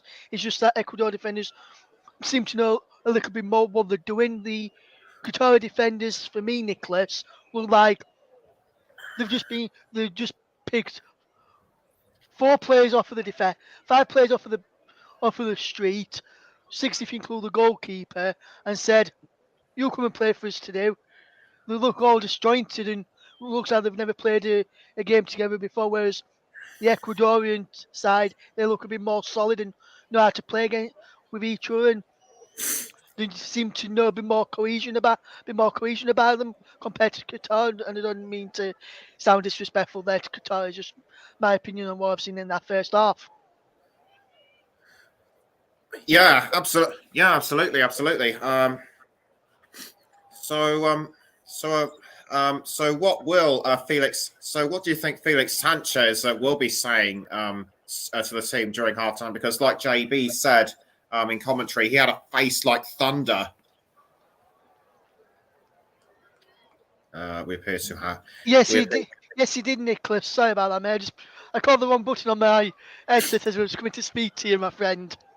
So, as I was saying, yeah, he did have a face like thunder. I think it'll be I think he'll be giving the Sir Alex Ferguson air dry treatment for those who can remember Sir Alex Ferguson giving the air dry treatment out to his players when he was in charge of Manchester United. I think it'll be something similar to that.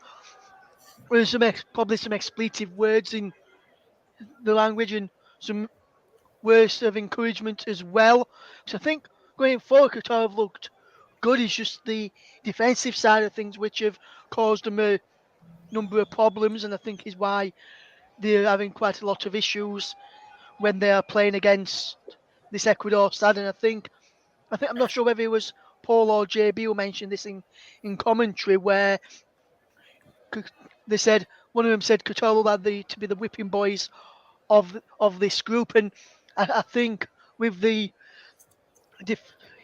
back six, so to speak, when you include the goalkeeper, it looks like, but the forward players seem to have got an idea on how they want and how to do things. So if we just need to work on the defensive side of things and move forward and everything. And just before we continue this, Nick, I just want to say a big thanks to everyone who tuned into the World Cup preview yesterday, and a big thanks to everyone who took part in it as well. It was a fantastic thing to make for the channel, and hopefully everyone enjoyed that, and hopefully yourself, Paul, and JB who are with us today enjoyed being a part of it as well. So I just want to say a big thanks to everyone for being involved in that as well, Nicholas. I meant to say just before we start, at the start of the programme, about this thing around to, that's why I thought I'd just mention it when you come to me just now.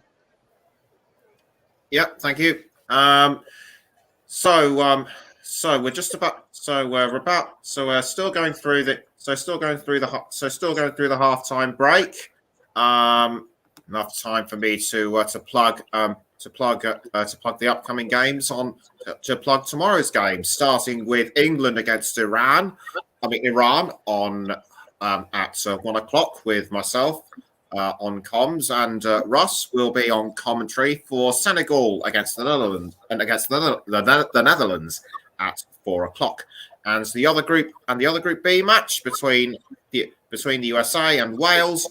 Matt Cairns will be on commentary duty alongside Luke Turton.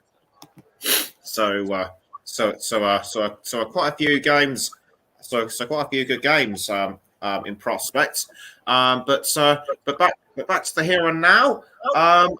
Apart from Enna Valencia, who else would you say did really well for Ecuador? Well, when I look at the Ecuador side, Nixon, I'm just going to look at it again. Who started the game today? We know a couple of players. We know some of the players who play for Ecuador, who play in the Premier League. There's Estepinian of Brighton, Caicedo of Brighton. They've looked good. I've also been impressed with Mendes, Estrada up front as well. He's looked lively, and Plata in midfield as well. And I think we need to get Ibarra on the ball a bit more, because I've not really seen much of him in that first half. So it'll be interesting to see how they try and get him into the game a bit more and try and cause a few more problems for the Qatari back line. Yes, indeed, and with Ecuador being on so much of a roll, do you think they'll add more in the second half?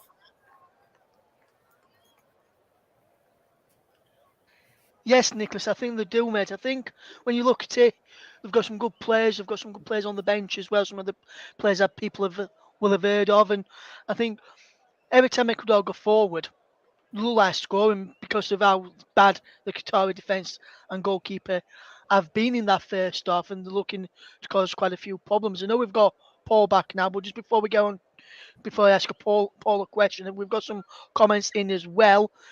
Kevin Benson's been on. He says, I think it could be an average game compared to what we are used to.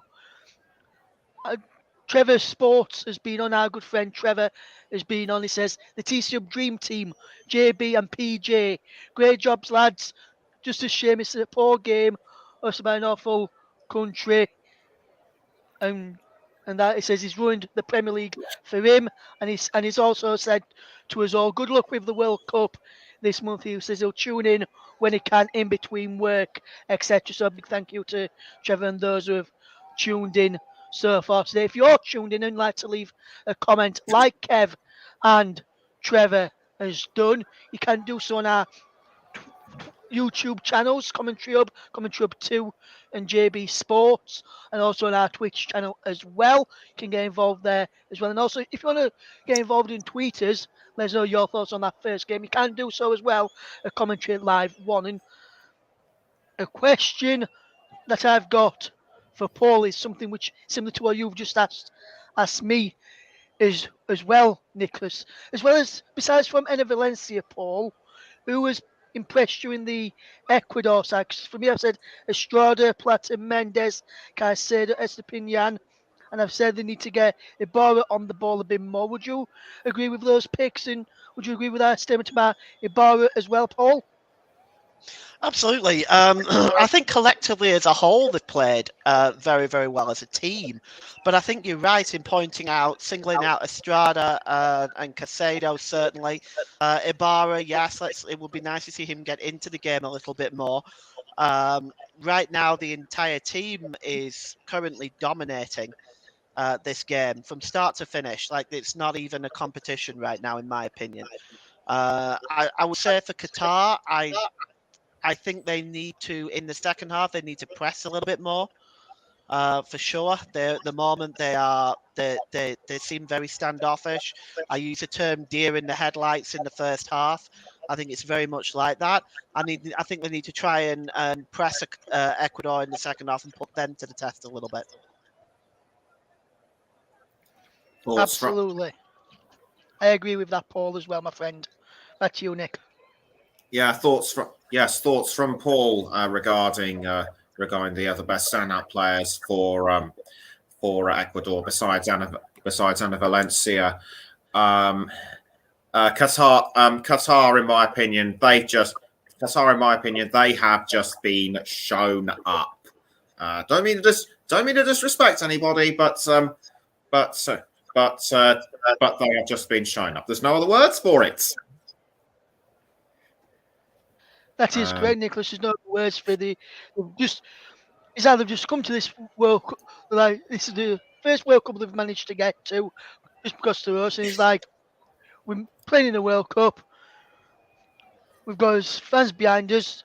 We'll just go out there and perform well. If you call them, and if they're saying they're playing well out there, then there's another thing coming, and I think Qatar fans and the president of the Qatari FA as well, maybe looking at this performance and could potentially say to the manager, if they don't win the next two games, which, to be honest, I don't think they will, they may have a chance against, say, Senegal, because there's no Sadio Mane for Senegal now. But say if they lose but if they don't win that game against Senegal, lose to the Netherlands, which everyone's expecting them to, then I think Qatar may end up sacking their manager come the end of this tournament, and I don't think we'll see Qatar in another World Cup for quite a while just yet, in my opinion, Nicholas. Yes, I completely agree with you. You know, I completely agree with you. No one likes to see a team playing like a group of scruffy looking schoolboys. That's another way to put it. So we should be just about coming up to the start of the second half, and you're listening to the Commentary Hub with me, with Nicholas Jones and Russ Vernon. JB Stoddard and Paul James should by now be getting themselves ready for the start of the second half. Ready for the second half. Hope they're enjoying their tea, and you can also hear us on the Commentary Hub to Storm FM, JB Sports, and we're also on our Twitch channel. So Qatar will really need to So Qatar will really need to turn things around. Although to be honest, I really don't see anything like that's happening. But now let's ask about Ecuador, how they're going to do in the group ahead. How do you think they're going to perform against Senegal and the Netherlands? I think they're going to do well, Nicholas. You've seen today how well they can play as a team, and they're showing their qualities today. I think if we continue to play like this, and Valencia manages to shake off his injury, I think they'll have a very good chance of progressing out of this group, especially after Senegal lost Sadio Mane. What news I can tell people from the monitor I've got in front of me, I've seen Valencia back out there for the second half, and I think the team's about to come back out, Nicholas, as well. So I'll get ready for you to hand back over to Paul and JB. Right, thank you. I actually just got the notification that the teams are out. That the teams are actually out onto the stadium. So without further ado, let's hand back over to Paul James and JB Stuttard. And thank you, Nicholas Jones, and welcome back. Just going to read out a few comments that happened in the first half on JB Sports. Do get in touch with us during the game if you want to add your opinions to the match and to the World Cup as a whole. Kevin Benson has said it could be an average game compared to what we've been used to. It has been a bit average, not so from the Ecuadorian point of view, but more from the Qatarian point of view. They haven't really turned up, really. Trevor Sports, our good friend, the TCUp June team, JB and PJ. Where's Duncan when you need him? Great job, lads. Just a shame it's a poor quality game and hosted by an awfully corrupt country, an equally corrupt governing body, and through the Premier League for him. And there's a few. Ross says, "Hi, Trev, mate. Good luck with the World Cup this month. I'll tune in when I can between work." So there's just a few of the comments that have been flying in on JB Sports pages. You can get in touch. Please keep your comments clean. We still have a family program, and please keep the messages on with the theme of football and the World Cup. And if you want to air your views on whether the tournament should be held in Qatar or not, that's entirely up to you, as long as you keep your comments clean and don't swear. We'll be delighted to hear from you. You know, we always like to involve audience participation, that is for sure. The news is that Valencia is fine. His goals on 16 and 31 minutes respectively, giving Ecuador the most comfortable 2-0 lead the World Cup side winning could ever have. And Paul, now the onus is on Qatar to really try and put on a good show second half. They're playing that 3-5-2. I don't think it suited him at all. It's still the same. It's still the same two teams of 11, so I don't have to go through the teams again. But really, Paul, they need to change something tactically if they're to get back into this game. Because quite frankly, they're 2 goals and a few snookers down. Really, if you really put it like that, if you put it as bluntly as that. Yeah, they need to start pressing in the second half. They need to start putting Ecuador to the test. Ecuador have had it too easy in the first half. So I think what Qatar need to do is they need to start pressing in the second half and put this Ecuador defence under a little bit of pressure and see what happens. Well, let's just see what effect that Felix Mendes' halftime rant possibly has had on the Qatarians, because they need to really start performing. Here's Arif trying to get the ball forward, but he's lost possession. And it's worth noting for those casual listeners who are tuning into our coverage on any of the YouTube platforms or on Twitch, incidentally. And we say a big good evening to all our Twitch listeners as well on the TC Hub. It's Valencia now. We're deep inside, right on the edge of the area. Ball breaks again, but it's going to break to the goalkeeper, Al Shahib, who had no chance on any of the 2 goals. That went past him. The penalty, 3 goals technically, because he didn't have much. Well, the goal that was this one, it was almost caused by his own making by a poor punch. But the other 2 that went past him, the 2 that did count, he had little or no hope of saving. But the problem now Qatar have got now, they've got to battle back. They've got to try and be. The other problem is they've been so shy and retiring as well. They play 3 at the back, they play 5 at the back, and it hasn't worked for them. But they've got to change it a little bit tactically. Maybe use the wing backs and maybe push them further forward and try and get some support to the likes of Arif and Ali, who, as I said at the start, have something like 68 goals between them in sort of like nearly 200 internationals between them. So there's goals there's goals further forward, but they just need more support, I think. And Qatar haven't really, certainly the wingmen, really, the number 3 and the number 2, Hassan and Miguez, haven't really given them that support on the flanks. That's my feelings of it. Do you share those sentiments entirely? Do you think the responsibility is more on the wing players of Qatar to really give support now to the strikers, looking at the formation and everything else?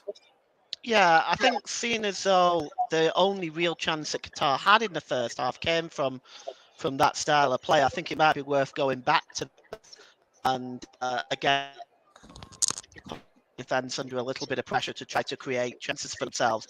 2-0 is not out of the question, as you know. It's a funny lead, JB. So it's there's a chance for them, but it's an uphill battle that they're going to move on. And also they need a little bit of luck and reliance on the Ecuadorians being very, very complacent, but they looked a very professional outfit. You can't criticise Ecuador in any way because they don't pick obviously they don't pick the opposition. They've got to beat what's in front of them, but Ecuador's showing what they're all about, and they're on the attack again. And Valencia's well involved, but the header back was a good one, back to the goalkeeper there by Ahmed. And it really is. They have a responsibility now, being the host, Qatar, to really start to play a little bit and maybe just give themselves, win some respect around the world, really, because we can talk about the way that the tournament was won to host by them, and but the only way that this tournament can be a really legitimate World Cup is for hosts actually turn up and start playing a bit of football and don't disgrace themselves. At the moment, the first half, they could have been 5-0 down. There's no exaggeration of the truth. And that's very disappointing when you're looking for two teams to make a real game of it. And again, you can't really blame Ecuador. You've got to play and try and beat what's in front of you. And Ecuador are doing that to the letter. No problem with that. Qatarians, there's a responsibility on them now to really have a go now, second half. They have to. Yeah, absolutely. The onus is on Qatar now to try to open Ecuador up and try to get themselves back into this game. Well, they have to give it a good go here in the Al Bayt Stadium in Dhaka. And, of course, 8 venues. 8 stadiums in this tournament. Anyway, here come Ecuador now looking for this killer third. The ball knocked back towards the edge of the penalty area. They were trying to play the ball in towards Plata on the number 19 on the edge of the box.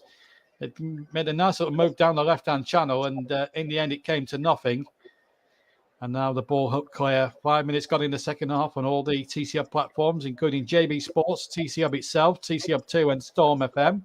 And we're on the TCB Twitch channel, of course. If you're a Twitch subscriber, please subscribe to us on Twitch. And, of course, if you want to look in between all the live matches that we're going to be bringing you from the 22nd World Cup, taking place here in Qatar, and the first ever Winter World Cup. If you want to hear all the World Cup news, views, and interviews, our good friend Russ Vernon will be keeping you up to date with all the latest news by the Twitter handle, and you can follow that at Commentary Live 1, incidentally.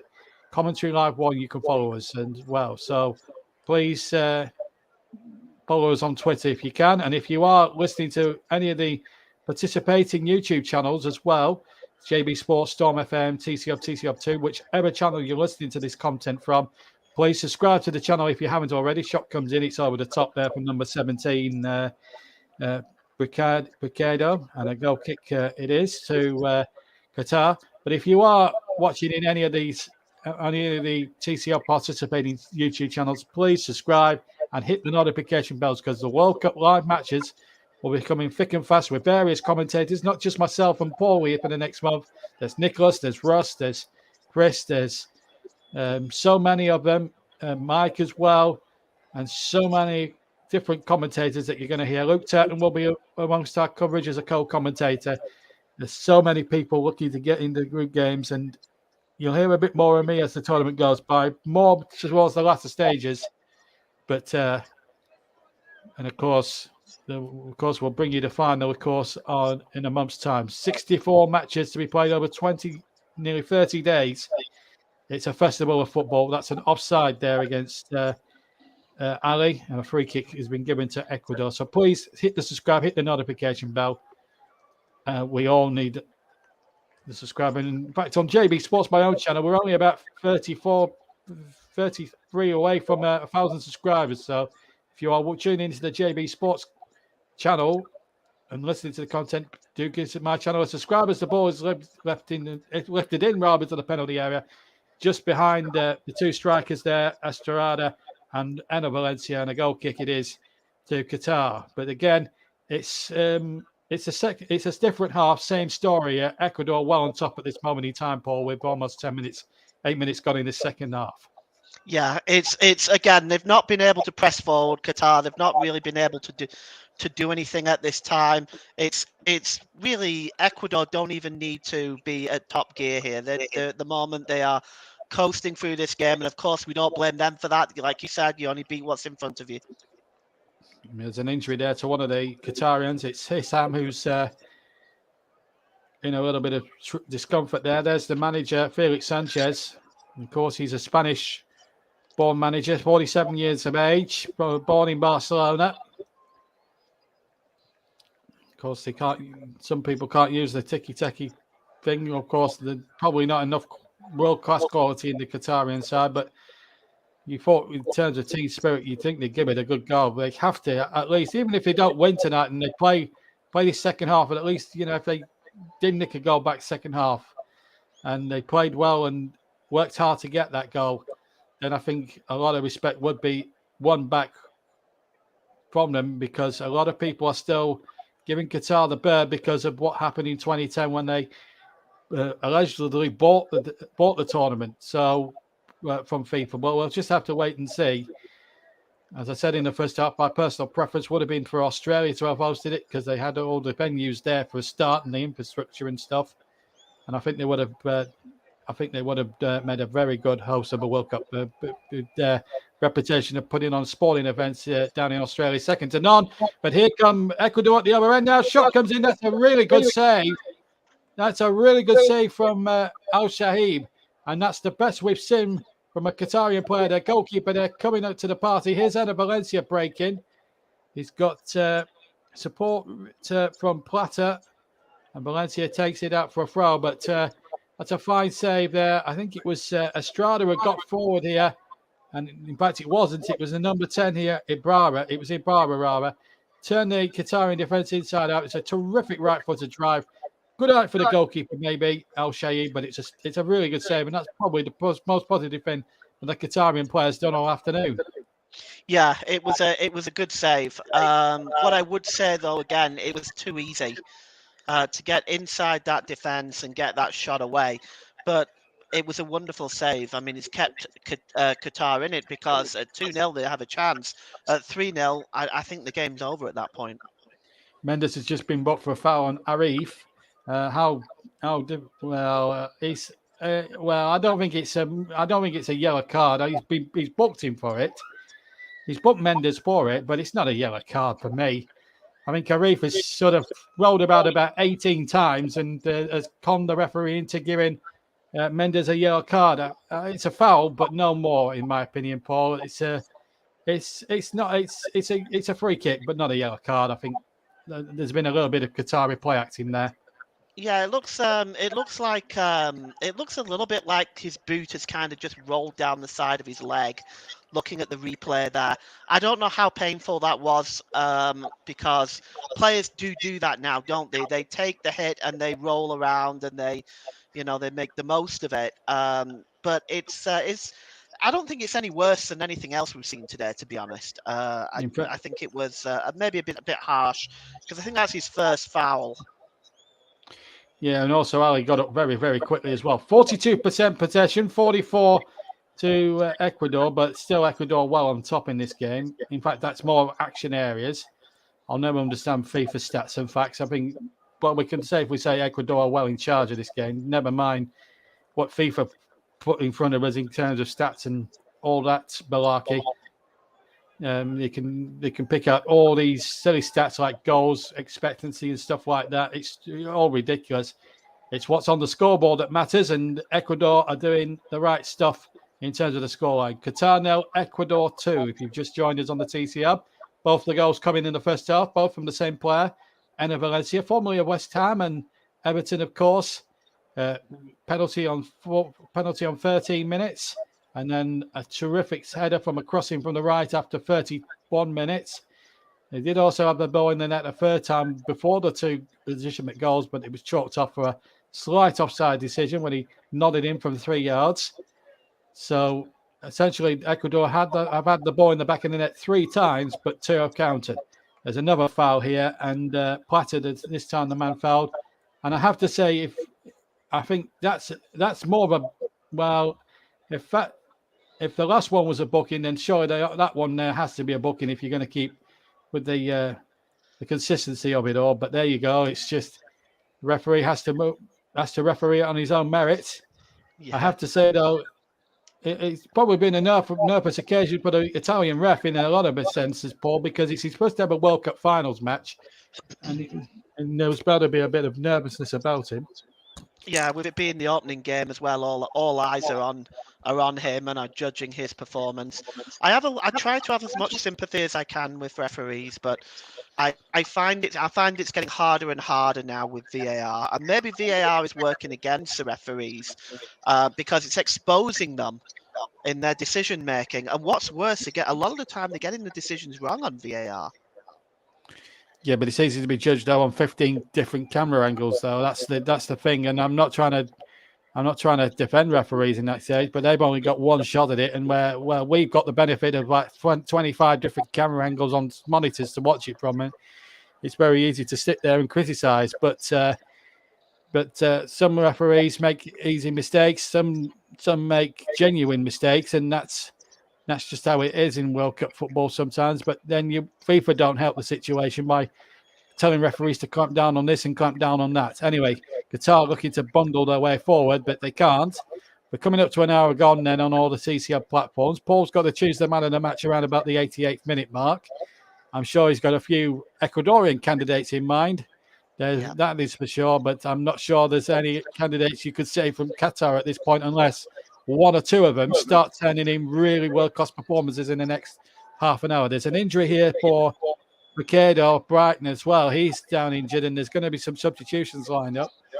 Now, the reason why I didn't go through the substitutes like I normally do for league games is practically that the rest of the 25-man squads or the 26-man squads, all of them are substitutes. So outside the 211s that are taking part in the game or start the game, all the squad members are all effectively substitutes, and that is so that's why I've not run through the substitutes. There's just too many, frankly, to go by. But there could be a substitution here lined up.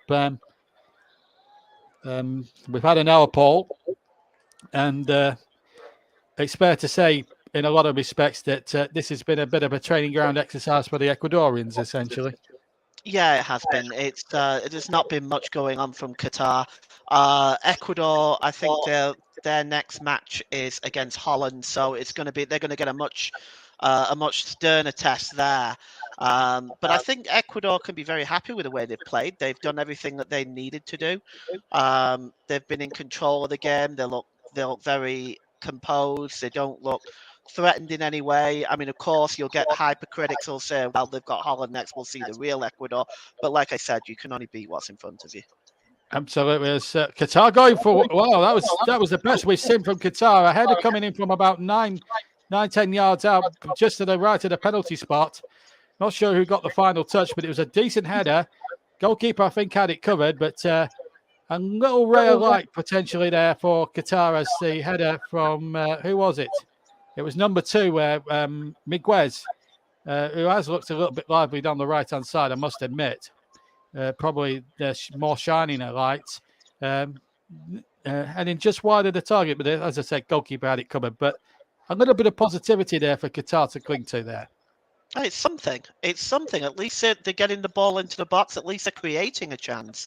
Because they haven't done that throughout the entire game, apart from that one chance at the end of the first half. So it's positive by Qatar.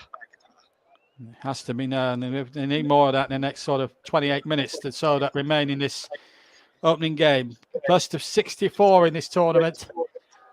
The last World Cup finals now to contain 32 participants. Of course, in 2026, in 4 years' time, FIFA are going ahead with plans to increase the tournament to 48, which is another one of their controversial schemes. Again, it's just to rake in the money and everything else, and player welfare has always been pushed to one side in these circumstances, and that's wrong for so many reasons. Offside given, and a free kick has been given to Ecuador. One of the Qatar players, I think it was Arif, was tagged offside. Free kick now with 63 minutes on the clock here. Don't forget, there's more World Cup action coming your way tomorrow. England begin their World Cup campaign against Tehran at 1 o'clock. That's the 1 o'clock kickoff UK time. And you'll be able to hear that with Nicholas Jones. Nicholas Jones will be commentating on that one for you. And then later on, and then after that, the Netherlands in action in the other game in Group A. You can hear that with us as well against Senegal, without, of course, Sadio Mane. That's coming up afterwards. And then at 7 o'clock UK time, it's Wales take on the US. A big game for Robert Page's men as they look to get off to a positive start against the Americans, who will no doubt cause one or two problems in terms of that group as well. So you'll be able to hear all that, all three matches, all covered for you tomorrow on all the TC Hub platforms, including Storm FM, JB Sports, and TC Hub and TC Hub 2, and of course the TC Hub 6 channel. All matches will be on there. And of course, if there's any FA Cup games that are being commentated on by us, they'll all be shown. They'll all be listened. They all will come live only on TC Hub 2.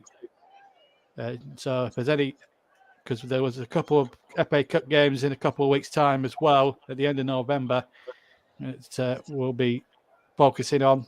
But any commentaries of those will be restricted to just TC Hub 2, folks. So just to remind you of that. At least the Qatarians are trying to whip up a bit of an atmosphere now, which is one of the, can be said, of the 11 out there. Still no substitutes used by either side. We've had 65 minutes gone. And I'm surprised, JB, that they haven't used any yet, Qatar. Well, they've got some. Well, we don't know the quality, how good these substitutes actually are. They are, and of course, we cover top flight football in England every other week, and we don't know how. So Qatar really, in some respects, is a bit of an unknown quantity.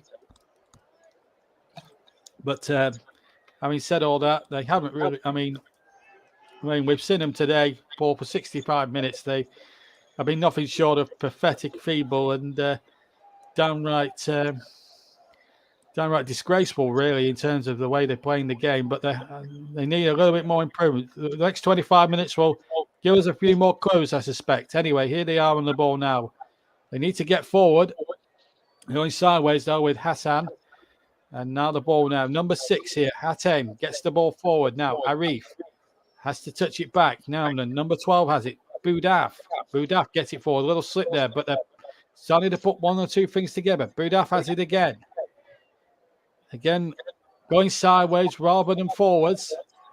But they're looking to be patient. They're looking to be a bit more daring. They must get forward here. Try and be a bit more daring. They look a bit of a suspicious offside there, but the play carries on. Qatar have it on the right-hand channel. Looking to get the cross into the penalty area. At least Miguez is trying to do something about it, but he can't do it that time. The ball has drifted out of play, and we're going to see Sarmiento going to come on. Sarmiento going to come on now for Ecuador. So we are going to see that first change, and it's probably going to be around about the 67th minute mark, I would guess, when that particular substitution is actually made. As the ball now is hoisted forward once again, but ball's been lost once more. And again, a free kick this time to Ecuador. Looked a bit of a soft challenge, and Ecuador wanted to get on with it there, but Sarmiento is about to come on now. Fourth official there, Mr. Kovacs, about to hold up the ball for the first time this afternoon, or this evening rather. We're now way past 5:30 in the UK.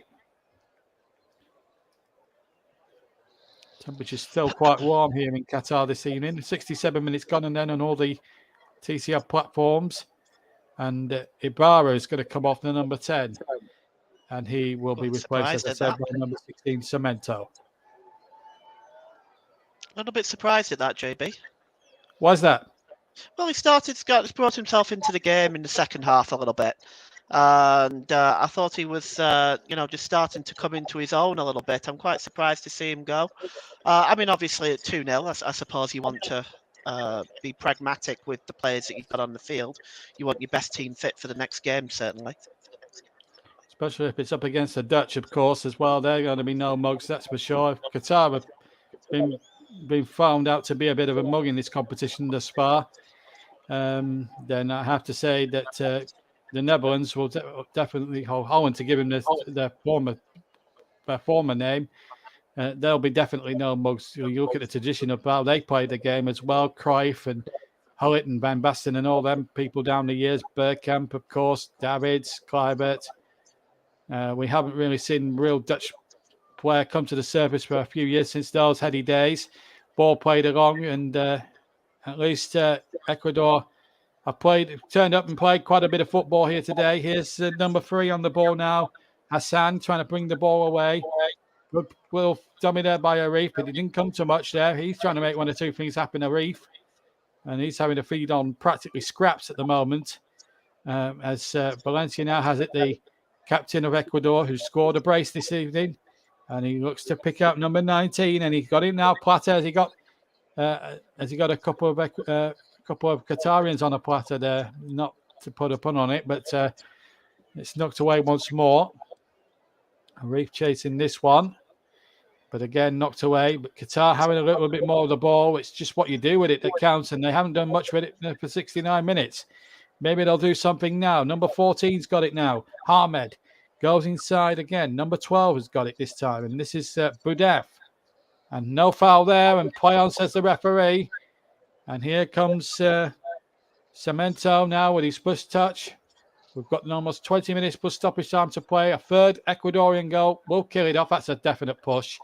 And a definite foul there on Caicedo. And a free kick it is. And it was Alheidos who was fouled there. We're going to see number 4 now, Wad, and number 9, Montari. Not Sully Montari, but another Montari as Qatar now prepare a substitution. So I'm betting Montari is sort of a striker, so to speak. But there you go. So we've got 20 minutes to play. Ecuador have a free kick. They're 2 goals in the clear. A third one could well kill it. The ball played in towards the back post and looked a foul there by Torres. And what's the referee giving here? No, he's not giving anything. Did look a foul there by Torres, but the referee's let it go. And we're going to see a double substitution from Qatar. So Al-Aidos is coming off. He's going to give that to the captain now, Al-Shaib. So Al-Aidos is gone. He's going off by the side there.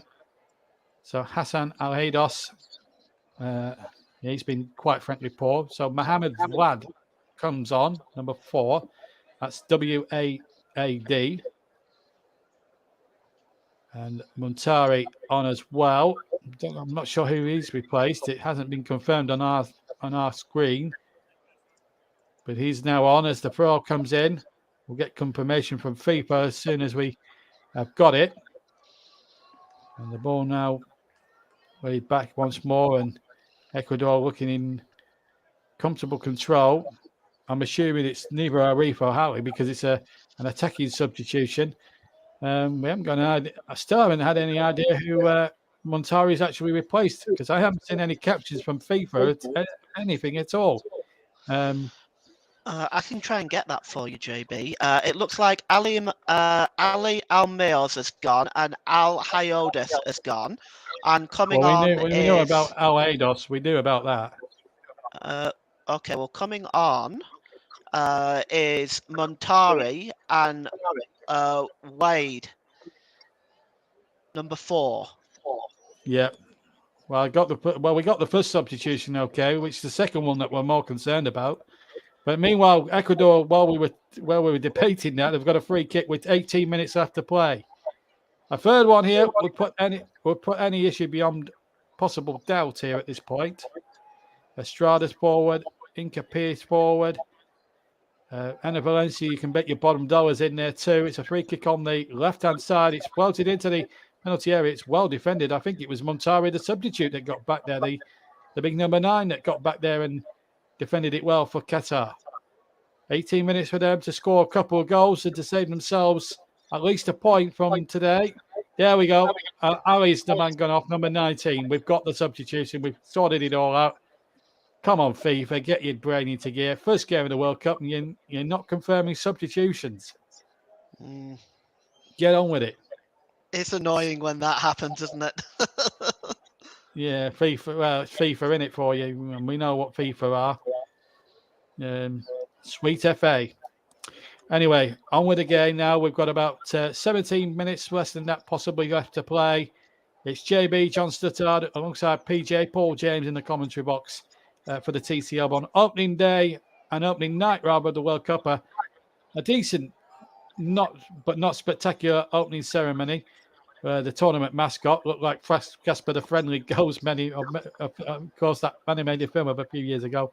It looked that for a mascot.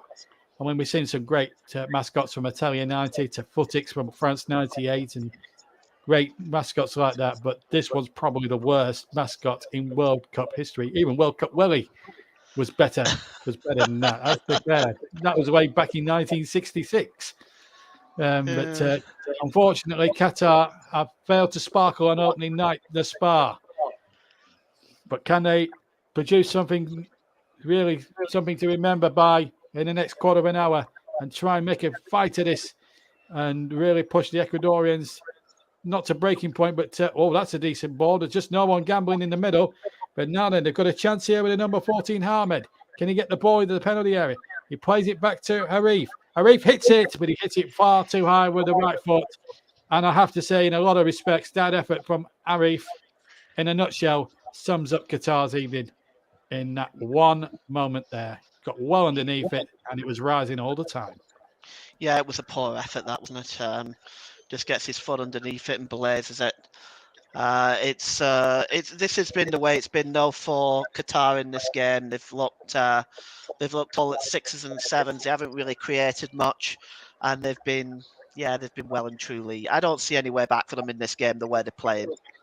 Well, it doesn't look as if Ana Valencia is going to finish this game, I'm afraid, because he's broken down again inside the centre circle.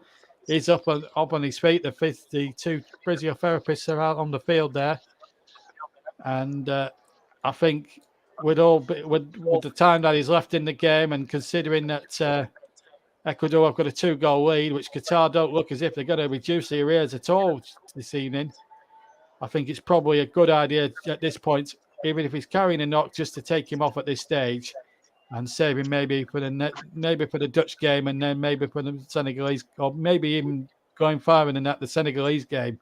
It's a great performance from Ana Valencia. He's done really well.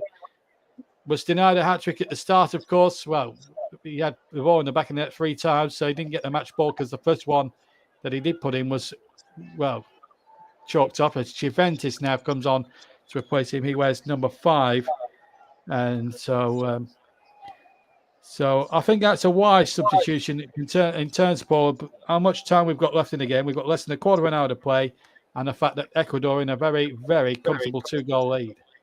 Yeah, they're in a comfortable situation now. They can take Valencia off at this stage, rest him for the next game. They don't want to risk any injuries or anything like that. So it's a smart decision.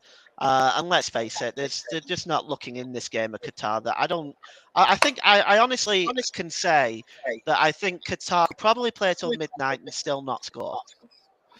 Yeah, they could play about until 1 o'clock tomorrow afternoon when England kick off and still not score. And I don't mean to be harsh and I don't mean to be blunt, but I'm calling it as I see it. And there's another yellow card going to be brandished to I think a Qatari in here. It's Arif, number 11. Frustration. There's a lot of frustration there, understandably so. They haven't done themselves justice. It's obvious. Plata was the man fouled. He's taken him out quite clearly. It was a naughty challenge and fully deserving of a yellow card. And he's, unfortunately, from Aref's point of view, he's actually been one of the few players who have actually tried to play the game. Shares the same first name as a certain Pakistani fast bowler, Wasim Akram, funnily enough. Him. Oh, I remember him. I saw him play for Lancashire. Oh, my goodness me. So many trophies he won in the 90s for Lancashire was unbelievable. I mean, the amount of NatWest we won in those days was unbelievable. But he's no Wasim Akram. He's unfortunately, it was a sort of a fast bowlers type challenge, that one. But he's got a yellow card for it. There's no doubt about it. But my worry is now from the discipline side of it, if they commit any more of these Qatari players, I mean, if any of those on yellow cards, and there's at least 4 or 5 of them now on bookable offences, on caution cards, Paul, if any one of those makes another rash challenge, that's it. They're off the field and missing the next game automatically. Yeah, that's it. That's it. And they've got a couple of key players that have been booked as well. So it goes into effect, of course, if they get booked in the next game, then they miss the last game, which, of course, right now will be whether or not they're going to get through. Well, they could have a third here. Oh, it's over the top. It's over the top there from some mate or the ball. It was offside in any case.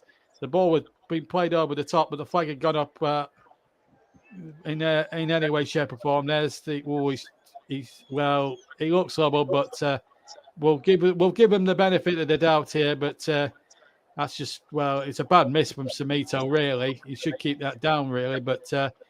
Yeah, maybe the linesman's flag's got him out of jail there a little bit, Paul. Should have been 3, really, but obviously the offside flag would have intervened regardless. Yeah, exactly. And he didn't know it was offside either. You could tell by his reaction. He blazed it over the crossbar. You've got to do better from that, but he'll look at that as a missed opportunity. Hopefully, he'll learn from that. Well, there you are. That's just you like to think so, but to be fair, Ecuador have been good value, even if it has just been the 2, and you can't get away. You can't. There's no denying that right now. But it's been a very good professional performance, shall we say, from the Ecuadorians against a team that was supposed to be the so-called whipping boys. But it's been an amazing performance. They've done really well.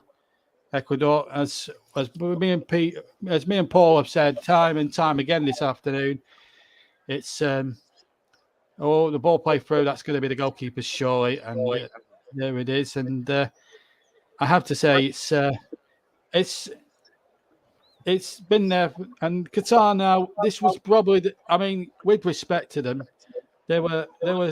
This was going to be their best opportunity to try and get some crucial points. And I just feel they've really missed an opportunity or missed a trick to try and put the Ecuadorians under pressure, as though their goalkeeper's taken a bit of a battering from Plata, whose momentum more than anything else took him into him. So no malice on Plata's part.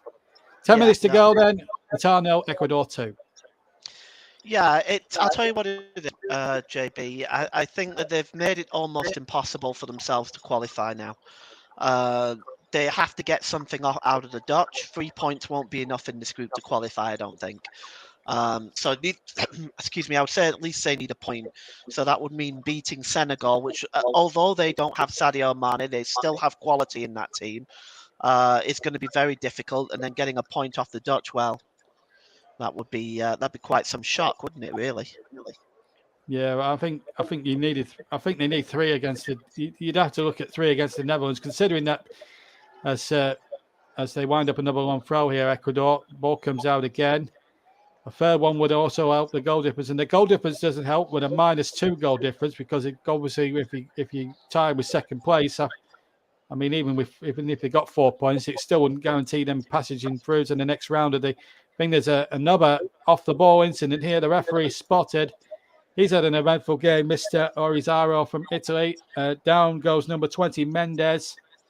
Number 4 involved there for Vlad involved. And he's pushed his face there. I have to say,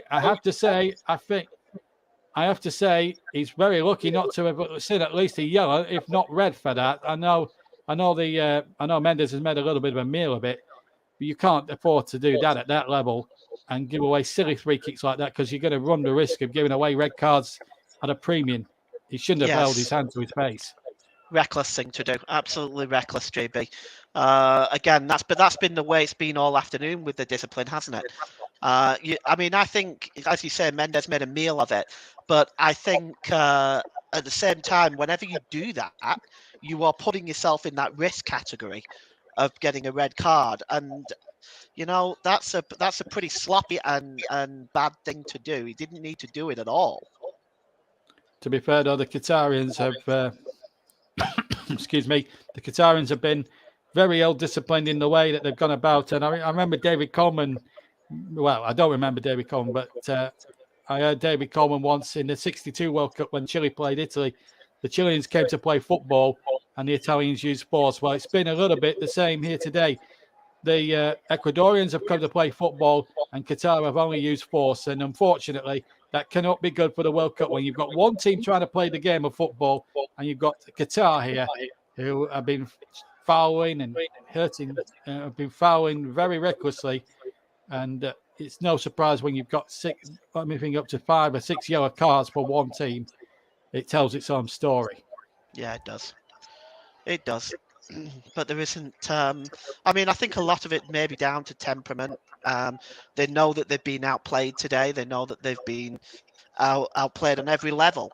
So I think a lot of this is just lashing out, really. They know that they've not been able to do anything with it. Well, that's it, isn't it? I mean, that's the $64,000 question at this stage of proceedings. It has been a disappointing game, and we expected both teams to go at it hammer and tongs. I thought there might be a few meaty challenges in at the start, but I didn't expect there'd be so many in what we're seeing. Because the World Cup is supposed to be the greatest show on footballing show on earth, and it has been quite frankly disappointing, Paul. Yeah, it has been today. It's been very one-sided, and hopefully the games will improve over time, and we'll see some much better games. Hopefully, we'll see some good games tomorrow. England and Iran. I'm hoping that just won't be one way. Wales and the USA, another interesting sort of game. So let's onwards and upwards. I'm hoping that I'm going to try and be as positive as I can and state that the games are going to get better. Well, I was going to just break off for a moment, but the ball was going well out of play as Estrada tried to reach it, but it wasn't to be. So 5 minutes stoppage time to play on the TC Hub, everybody. If you heard background noise in my studio, I do apologise.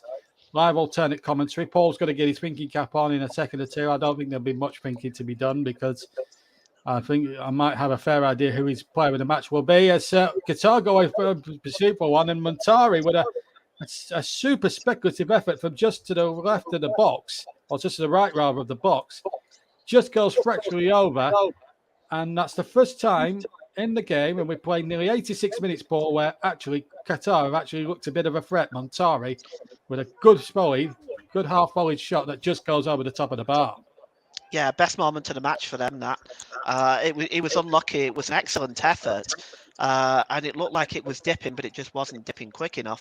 But, best moment of the match for Qatar, that. And the only real bright spot, then there was that chance at the end of the first half as well. But it has been that sort of evening, really, for Qatar. It just hasn't come off for them. And, they're going to get back on that training ground, PDQ. One must admit that now. Let's just check a few of your comments. Unfortunately, we've had, as the ball's hooked up in the air, unfortunately, we've had one or two people hidden by one of our. Unfortunately, that's disappointing to see. But please comment if you do have an opinion. But as I said, keep your comments nice and clean. And we're still our family program. Anyway, we've got about 3 minutes to go plus injury time. I'm going to ask Paul in about 30 seconds from now about his player in the match. In fact, we'll ask him now. Paul, who's going to be your player in the match? Sponsored, of course, by Commentary Services. Enna Valencia. I knew you'd say that. Well, he's been outstanding, hasn't he? He's been a threat from beginning to end. Very unlucky not to get 3 goals. He was denied that by VAR. I mean, I'd like to mention Estrada as well, who's also played very well. Casado was honourable mentions as well, but I think the man of the match belongs to Valencia today. Yes, Enner Valencia, our player in the match, sponsored by Commentary Services, and I think a justified winner of our supplementary award, as a corner has been given to Ecuador because the goalkeeper couldn't keep that in play. It was a cross that came in that was deflected from the right-hand side. And here's Plata, who takes the corners. He's going to take another one from the right-hand side now. As Ecuador look for the icing on the cherry on the cake, if you like. So let's see if we can try and finish this off now with a third goal. 2 minutes to play. Enner Valencia is our player in the match, as I say, sponsored by Commentary Services, and a very obvious and good choice from our co-commentator today, Paul. Let's just see what happens now as Plata knocks the ball into towards the near post. It's headed away by the Qatarians. It'll be another throw for Ecuador. So we've got about 2 minutes plus injury time to play. I can't see it being too much in the way of stoppage time as opposed to the first, because we've only had a sprinkling of substitutions. I think we only had about 5 substitutions in the entire game. And we haven't had too much in the way of real massive stoppages. So I would say probably about 2 or 3 minutes, I'd guess. But don't quote me on that. And anyway, number 17 is going to take the throw here for them. Ricardo. And here's Plata. Here's Plata again. And he goes down. Referee says that's fine.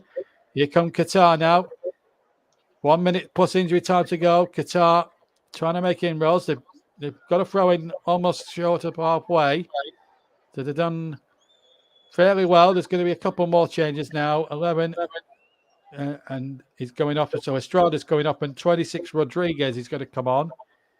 And number 21, Franco, is also going to come on at this point. Estrada now handing the captain's armband to number 7 there, which is Purvis Esteban of Brighton. And he's taking a little alternative. Referee from Italy making sure that, making it clear that he will be adding time on. So Casado and Estrada are both coming off. And these have been confirmed. Well done, FIFA. You must have listened to me.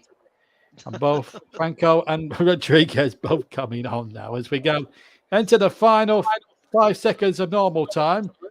And our 4th official, Esteban Kovac, will give us some indication. We're now into injury time. 5 added minutes. Not sure where that comes from, really, for the second half. half. I would have said 2 or 3 at that point, but 5 added minutes. It's a bit of a questionable one, but not normally, though, in league football, we turn our nose up at that if there wasn't that much in the way of stoppage time. Can't remember too much in the way of time wasted. No, there's been a couple of players go down, but I think 5 minutes is a little excessive. Probably 3 would have been fair enough, but 5? Ooh, dear me. I mean, that's, mind you, if we were Burnley fans, we'd be praying for 5 minutes. I mean, I think the other week when we played Rotherham, I think we were praying for 10 minutes, weren't we? Yeah. We got it. And we got it. So, at the end of the day, beggars can't be choosers. But anyway, back to the game, and it's Qatar on the attack now with number 6, Hatim, who's been, frankly, he's not impressed me at all, but he's impressing me with one of these 1-2s. Really, it's been a professional performance from Ecuador. We look now to get a third. We've had 1 of the 5 minutes played in the stoppage time. And to be quite honest, I'd have just given 3 and just put Qatar out of their misery, because that's how it has been all evening, really, from their point of view. It's been a night of frustration, and they know they were capable with all those caps between them and all these goals they've had. But mind you, they play on a continent which isn't, with respect, is not well renowned. And, you look at the Asian Cup they won. I mean, it's not going to be opposition of this ilk it wasn't against opposition of this ilk. That's the thing. And will have to learn fast, and we'll have to watch the rerun of this game. And I'm sure their manager will have them in their training headquarters in a room, and we'll put them through the agony of this 90 minutes has just gone again, because they need to watch the video, and he'll have to point out 1 or 2 things tactically, because let's face it, it hasn't been good enough, and they have to learn big lessons. And they know they'll have to be a lot more coy against a much statistically better Dutch side, and that's no disrespect to the Ecuadorians, but you'd have to say the Dutch are clear favourites to top the group. But on paper, but a free kick has been given to Qatar, foul there by one of the Ecuadorians. Free kick to them. We've had 2.5 of the 5 gone, Paul. Yeah, I think you're right. I think absolutely the Dutch are going to win the group. I can't see any way around that. But I have to say, I had Senegal to qualify from Group A along with Holland. I may change my mind. I know Qatar have been bad, but I think Ecuador have played very, very well. I think they've looked very professional. They've looked well in control all the way through, and they might cause Senegal some problems. Especially if Mane isn't fit enough to start the game, of course. Of course, there's still fitness issues around him, of course. And of course, the news yesterday, tragic news for the tournament and for French football in particular, that Karim Benzema has now been rolled out the tournament. And the fact is, they can't replace him either now, which is another disappointment. But the pressure now will be on the likes of Griezmann and Mbappe going forward. And I think the French were amongst the front runners to retain the trophy. I had them down as potential finalists in the preview show. I've got to have to stick by what I've said now, but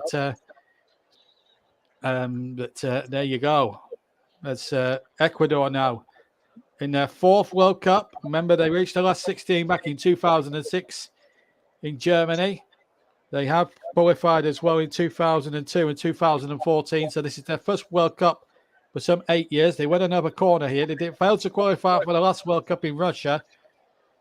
So can they finish with a flourish? There's a few empty seats now in the stadium. I think 1 or 2 of the Qatarian supporters have given up the fight now, as we're now into the final minute of the 5. At the end of what's been a chastening evening for Qatarian football. It was supposed to be their red letter day, hosting the World Cup, but it's turning out to be a really damn squid. But Ecuador have been good value for their victory. Very professional, very workmanlike. And you have to say, even though this corner didn't come to much, there was a header one inside the penalty area, but it went wide. It has been one-way traffic. And I think when you sum up the game, Paul, I think that's the way it has been from a dispassionate view of things as the ball's not forward. Now, it's a real chance for Arif, but they won a corner here. Just hold that thought, Paul, because we've got a Qatar corner here. Can they at least get on the scoreboard now? They've lost the game. I don't think there's any question about it. But how about a bit of pride? Win back a bit of pride. Can Arif put in a very good corner and see what Qatar can do? In comes the corner from Arif. It's not a good corner. It's disappointing. The referee has gone anyway. And Ecuador get the 3 points. And it was a very professional performance as the 2 managers shake your hands. That's Felix Sanchez and Gustavo Ifaro. So summing up, Paul, really, your final thoughts, really, on what was a game, really, that was littered with just one-way traffic, and Enner Valencia, a deserved man and a match winner. Yeah, absolutely. It was one of them. It was one of them, wasn't it? I mean, Qatar couldn't lay a glove on Ecuador all the way through the game. No shots on goal. They had a couple of shots attempts on goal, but none of them actually on target.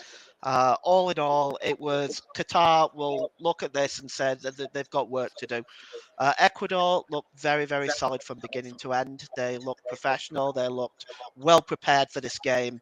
And they'll take a lot of confidence from this game, even though going into the next game is against the Dutch.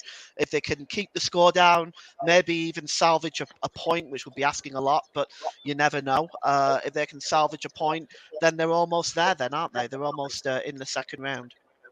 Yeah, that's true. And there's the table. Ecuador have played. Obviously, they've got that +2 goal difference, 3 points to them. The Netherlands and Senegal, they kick off at 4 o'clock tomorrow afternoon, and you can hear that game live with us on the commentary hub and all the participating channels.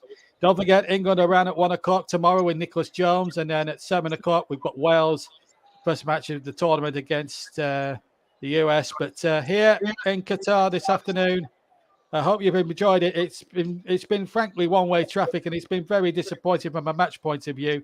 Qatar never really got into it at all, which was bitterly disappointing from a neutral point of view.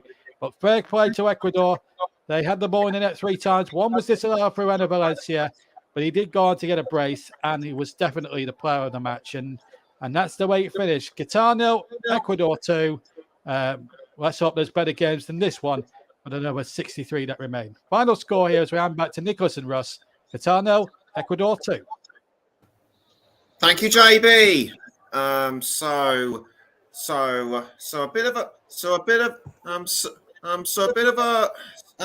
not quite the opening we would have wanted. Very much a downer, as one might say, and Ross Vernon, once Ecuador got into their stride, things really did start to fizzle out on the pitch. Absolutely, Nicholas. Ecuador were just absolutely fantastic from start to finish. Once they got into the stride, I think that early goal which got disallowed, I think that kicked Ecuador on and was like, ooh, we need to prove that we can score goals without VAR getting involved, and they did that. And Valencia should have had an hat-trick. But then again, when I've seen another picture of that offside goal, that first one which got ruled out, that disallowed goal for Ecuador, I can see why it was ruled out. It was the correct decision in the end. Having seen another picture from it, I think Ecuador played absolutely fantastic performance from them, and I think they deserve to get off to the winners. As rightly pointed out by JB and Paul, Qatar were woeful today. Need to sharpen up if they are to get anything from the tournament, and especially when they play against the Netherlands on Friday, which is their next game. And I think where they perform today, I can see the Netherlands putting more than 2 past them. I think come Friday, Qatar could be out of the competition, and maybe Ecuador and Holland, depending if Holland beat Senegal tomorrow and Ecuador win on Friday against Senegal, those 2 teams could have could go into the final group game, just playing to see who finishes top and who finishes second. I have a feeling you could be right there. So all that hype for Qatar, and yes, it all comes to nothing. Absolutely, Nicholas. I think you could be right there. Qatar will be wanting to get a win in their next game to try and give them a chance, but who knows what will happen. But I think the Netherlands, with the squad that they've chosen, could end up proving to be too strong for Qatar when they meet them on Friday, depending how they go against Senegal tomorrow afternoon, which you can hear with myself providing the commentary for that one. Right, thank you. Right, thank you, Ross. We're just about out of time. Besides the Netherlands, besides Senegal against the Netherlands, we've also got it's also the first appearance of the home nations tomorrow, starting with England against Iran at 1:00. I will be on commentary for that one, and Wales face the United States. Join Matt Cairns and Luke Turton at 7:00 tomorrow for that one too. So my thanks to Paul and JB for the commentary, and also thanks to Russ for giving us his insights. All the